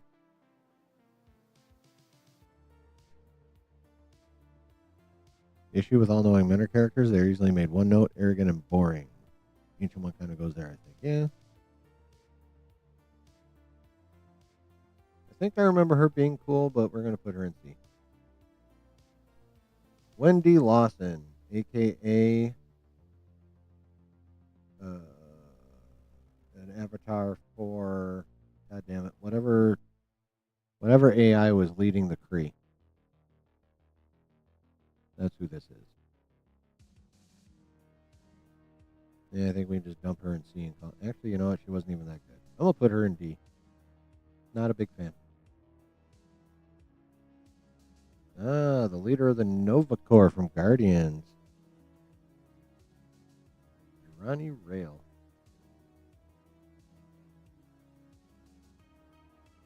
The average. I'm gonna kind of blow through some of these. Who the hell was Sarah Wolf, chat? I'm just gonna put her here because I don't remember who the hell that is, unless one of you can jog my memory. Supreme Intelligence? Yes, thank you, Executive Judge of the Supreme Intelligence. She was an avatar for Supreme Intelligence.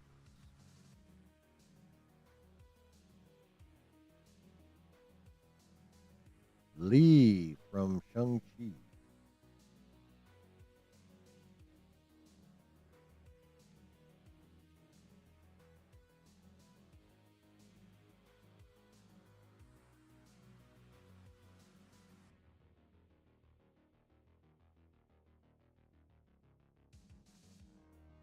What do you think of Lee from Shang-Chi?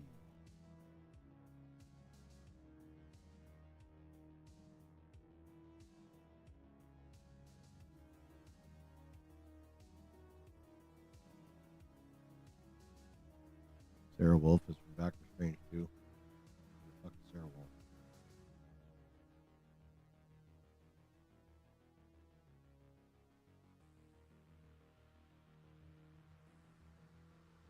I'm gonna go ahead and throw her up in B just because why the fuck not?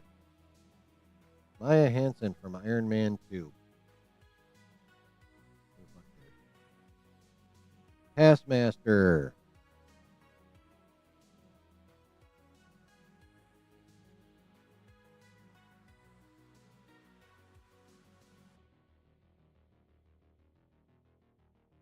How do we feel about Taskmaster? Taskmaster's D tier or F tier? You know what? I'm gonna put Taskmaster in D tier. I was thinking about F tier, but at least Marvel was smart enough to kill her, so she can be in D tier. Riri Williams, aka Ironheart.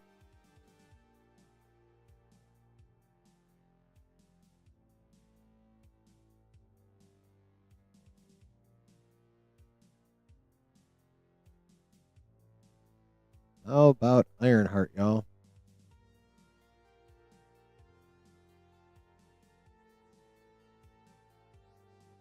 Where are you at on Ironheart?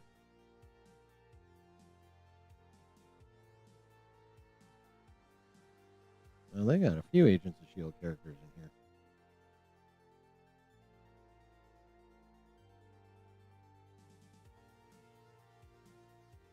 I'm putting her in C.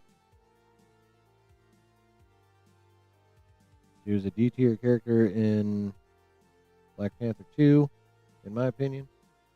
The show improved her a bit, in my opinion, also, so I'm putting her in C. Ying Nan from Shang-Chi.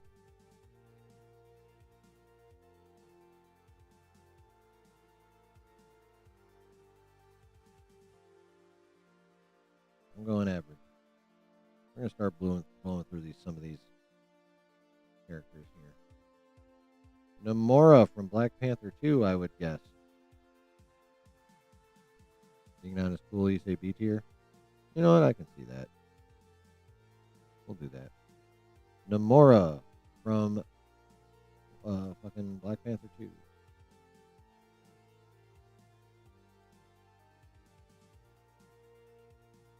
She's D. I don't fucking care about her. Katie from Shang-Chi. Aquafina.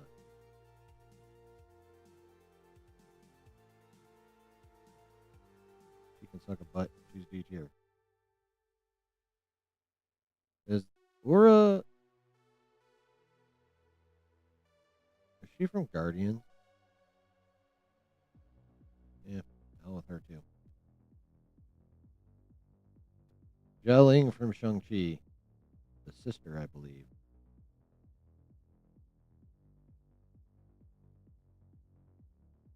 She is alright. We'll put her in C.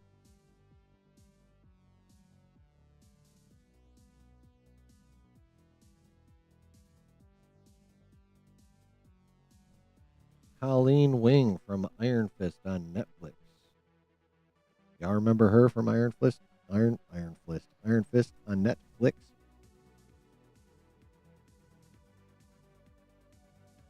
I liked her in that show. I'm actually going to put her in B.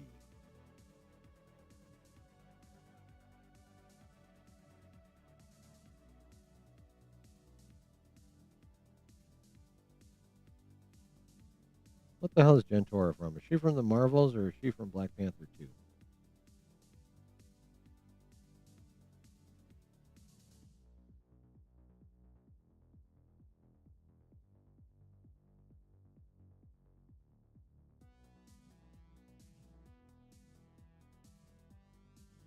No. Since I can't remember what she's in, she can go D tier.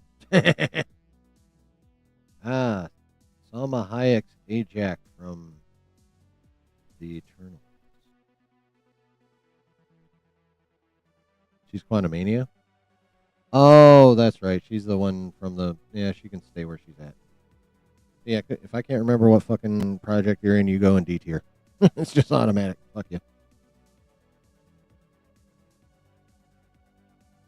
Yeah, we'll stick her with the rest of her Eternals compatriots here. Maggie Lang, wife of Scott Lang, mother of, their daughter. Let's put her in C and move on. Who the hell is Eleanor Bishop?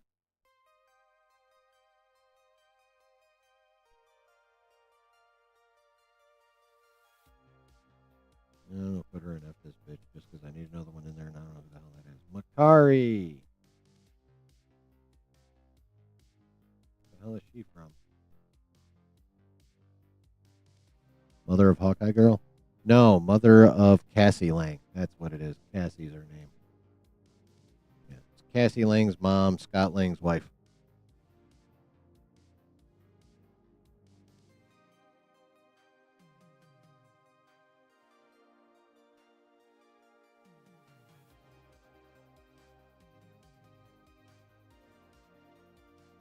I feel like Makari's from Black Panther. Let's put her there. Maria Rambeau.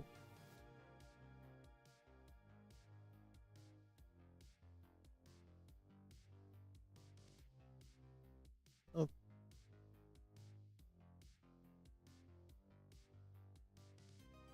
Maggie Lang is not the mother of Kate Bishop.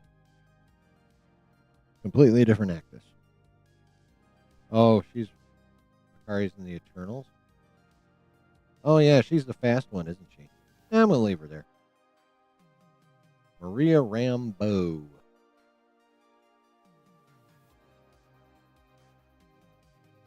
Eleanor Bishop. Oh, her? Oh yeah, is that her? All right, she can go in D then, because she wasn't that good in that show.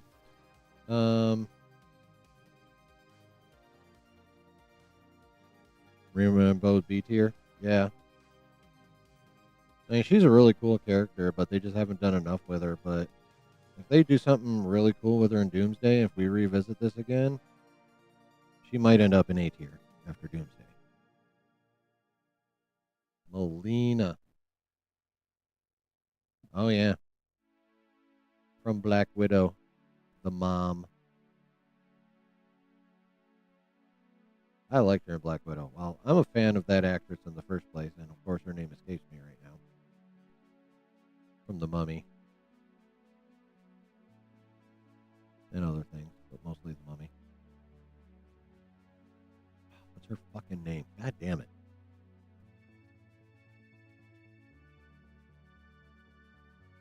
Almost had it, lost it again.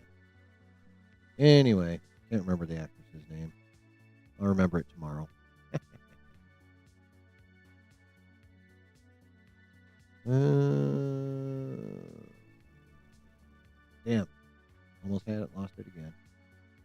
do we think, chat? B or C for Melina?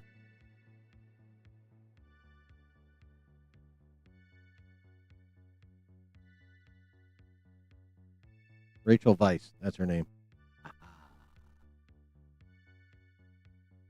Yep. Yes, exactly. There's Rachel Weisz. Rachel Weisz. C tier at best.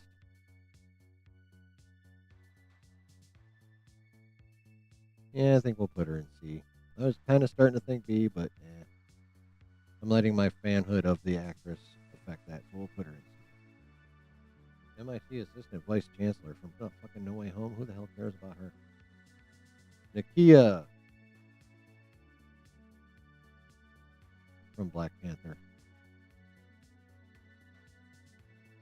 Isn't that Black Panther's old lady and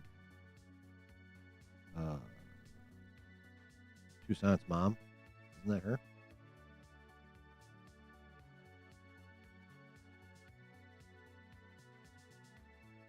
Oh, they got all kinds of. Holy shit, that many left? We're gonna have to start blowing through this. We're almost at 3.5 hours already.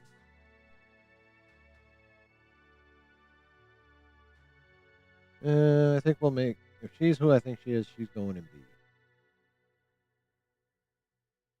Okoye. I love Okoye. She's going A tier. Okoye's a badass. I fucking love her. Proxima Midnight. She's average.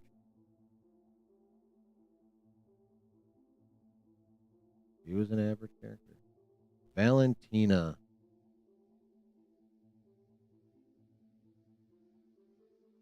Could have been handled way better.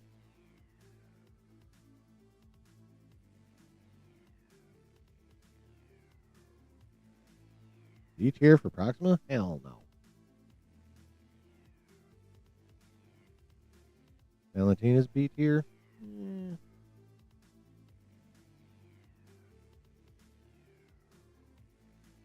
gonna put her in C. She's definitely not D tier. She's better than D tier, but I don't even know if she's above average as a character. Oh, yeah. B or A, really? For Valentina? Yeah. Raimonda. She's A.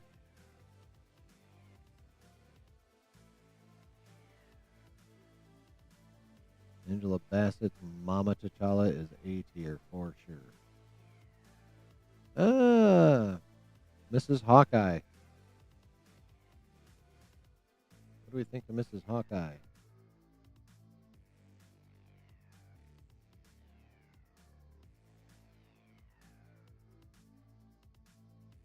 Or a Barton. We'll put her in B.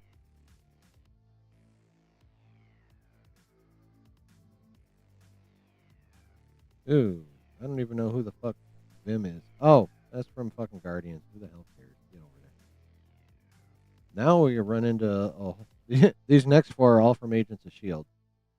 So I'm going to go ahead and handle these. Bobby Morse. Yeah, we'll put her in C. Yo-Yo, she's B. Melinda May is fucking awesome. She's A tier, 100%. Agent Piper. Yeah, who the fuck cares about her? Ah, Vanessa from Daredevil.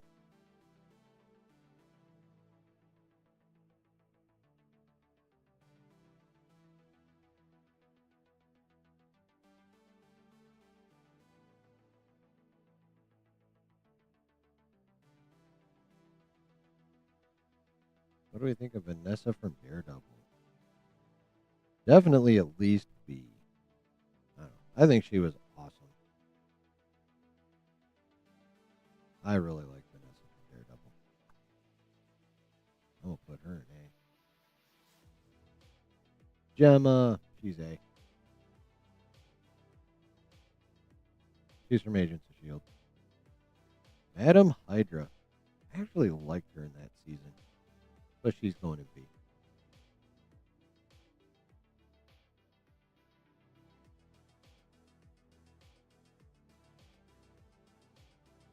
Can't remember what the fuck she's from. Don't care, don't care, don't care, don't care. Dagger? What the fuck is she? What was she in? Was she in, like, the New Mutants or something? Random waitress from Agent Carter.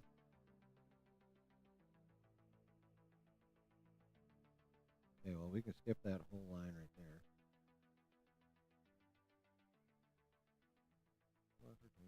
Waitress, Dottie Underwood. Dottie Underwood. Jerry Hogarth. Ooh, she's from Daredevil and Iron Fist. She was all over all those Netflix shows. And it's Carrie Ann Moss. A tier.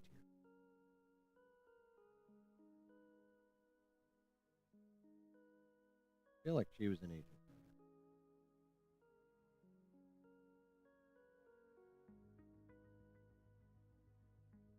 Gaia.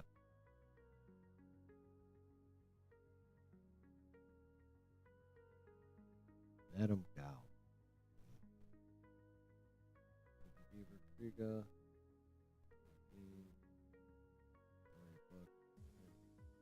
Who are they? Oh, Sonya from Secret Invasion. She was the best thing about Secret Invasion for me. I fucking loved her character. Loved her character. She's going in A. She might. For me, I think she was the best part of that fucking show. Oh, she was in I think was she in Miss Marvel? I think Madame Gao was in one of the Netflix shows. She might Defenders or something.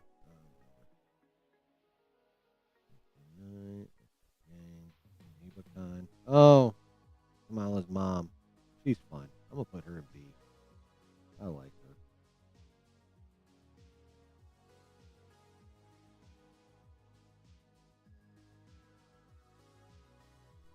Mallory Book. Oh, she was in Loki. Wasn't she? I don't remember what she was in. Raymond, Misty Knight. What do I know? What do we know Misty Knight from? Someone help me with that. Ravonna. She's B.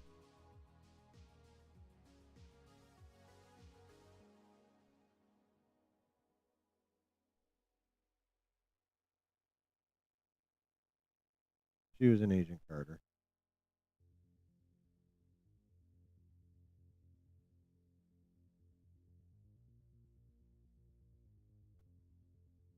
Misty Knight was cool. What was she from?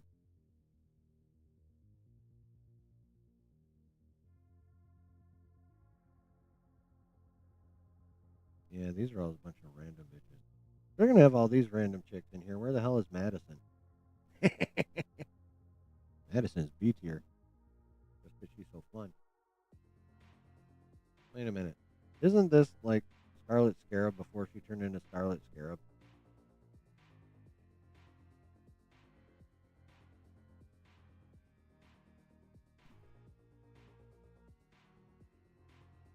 I think that's who that was. I think that's Scarlet Scarab before they turned her into Scarlet Scarab.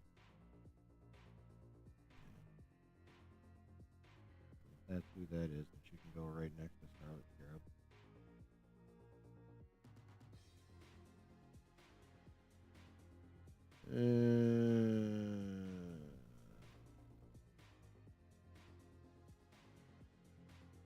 I think we're good on this. All right, let's. I don't care about any of these. Moving on. All right, chat, we're done. Only 3 S tier female characters: Widow, Peggy, and Gamora. Dinah Madani's from Punisher.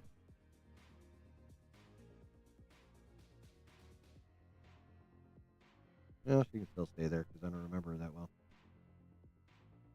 So only 3 S tier characters. In the A tier, we have Nebula, Skye from Agents of S.H.I.E.L.D., Agatha, Hela, Yelena, Jessica Jones, Scarlet Witch and Wanda, Pepper, Karen, Frigga, Okoye, Ramonda, Melinda May, Vanessa, Gemma Simmons, Jerry Hogarth, and Sonya Fallsworth. Where the hell is the homie?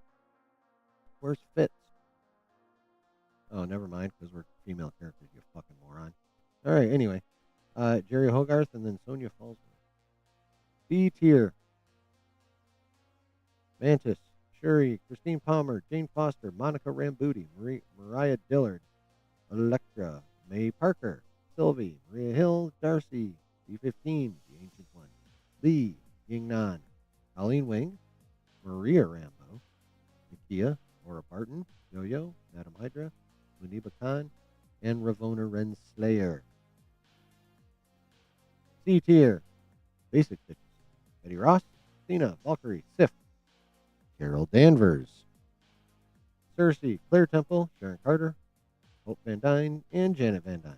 Echo, Ayo, Anika, Sister Maggie, Ronnie Rail, Riri, John Ling, Ajax, Maggie Lang, Markari, Molina, Proxima Midnight, Valentina, and Bobby Morse. You miss Mrs. Marvel? For whatever reason, they don't have Iman Vellani on here. Although I would put her in B tier. For all these excess chicks, they're missing a couple that should be on here. Oh well. No list is perfect. Nobody is perfect. No list is perfect. None of it. All right.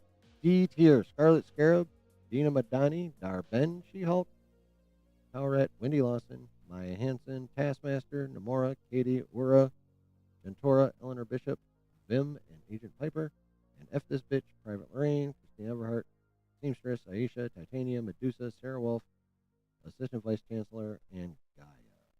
And then all these ones that I don't even want to put the effort in to put them all in either D or F, which is where these are going. So there we have it, chat. A tier list of the female MCU characters and a few Agents of S.H.I.E.L.D. characters. What do you think? Pretty good list? Did we do a good job? I think we did a good job. I also think it's time to get the fuck out of here because we've been doing this for 3.5 hours. Yeah. What do you think, chat? You like it? Dislike it? Overall cool with it? What do you say?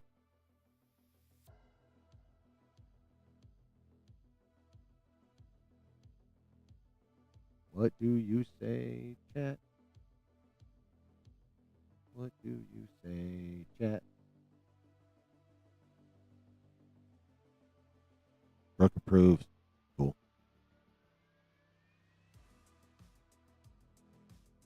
More or less the same opinion?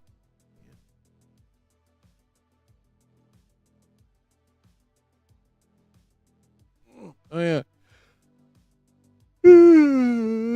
Excuse me. Good call, Brooke. Oh, yeah. Join the Discord. Hit the like button. Hit the subscribe button. Hit them all. Do it all. Think you like Moon Knight? I liked most of Moon Knight. The finale was ass. That's all.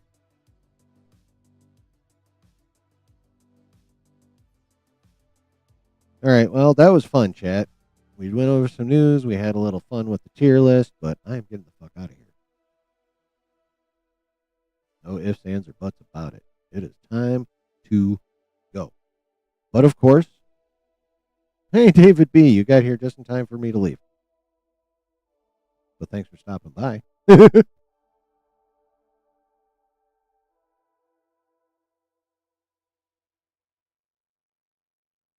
It is time to go for chillin'. Well, I hope you guys had fun with the news and the tier list. I had fun with the news and the tier list. I enjoyed myself. I hope you guys enjoyed yourselves. Thank you for spending 3.5 hours up in this bitch with me. Really, really, really appreciate it. And if you made it through this whole motherfucking thing on the replay, thank you.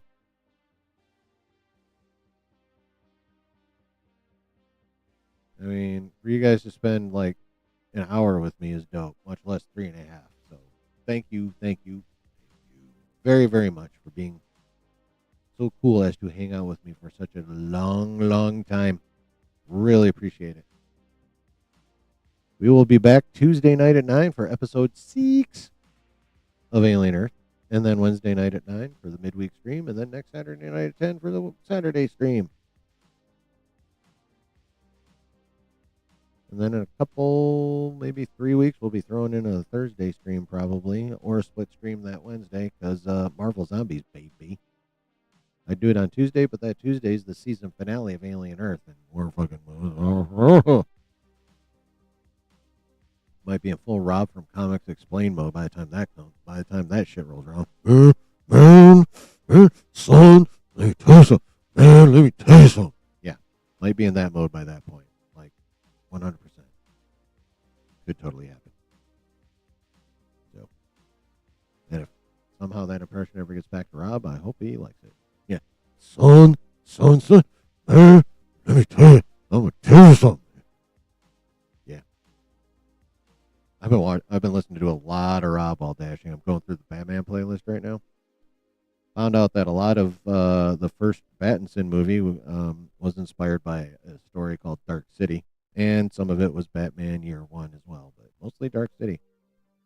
New 52 stuff, if I recall correctly. Anyway. But yeah, thank you guys for being here. I hope you had fun. I had fun. And I hope you all come back Tuesday night to watch episode 6 of Alien Earth. And of course, come back next Wednesday and Saturday too. All right. Much love, y'all. Have a good rest of your weekend. We'll see you Tuesday night. Bye.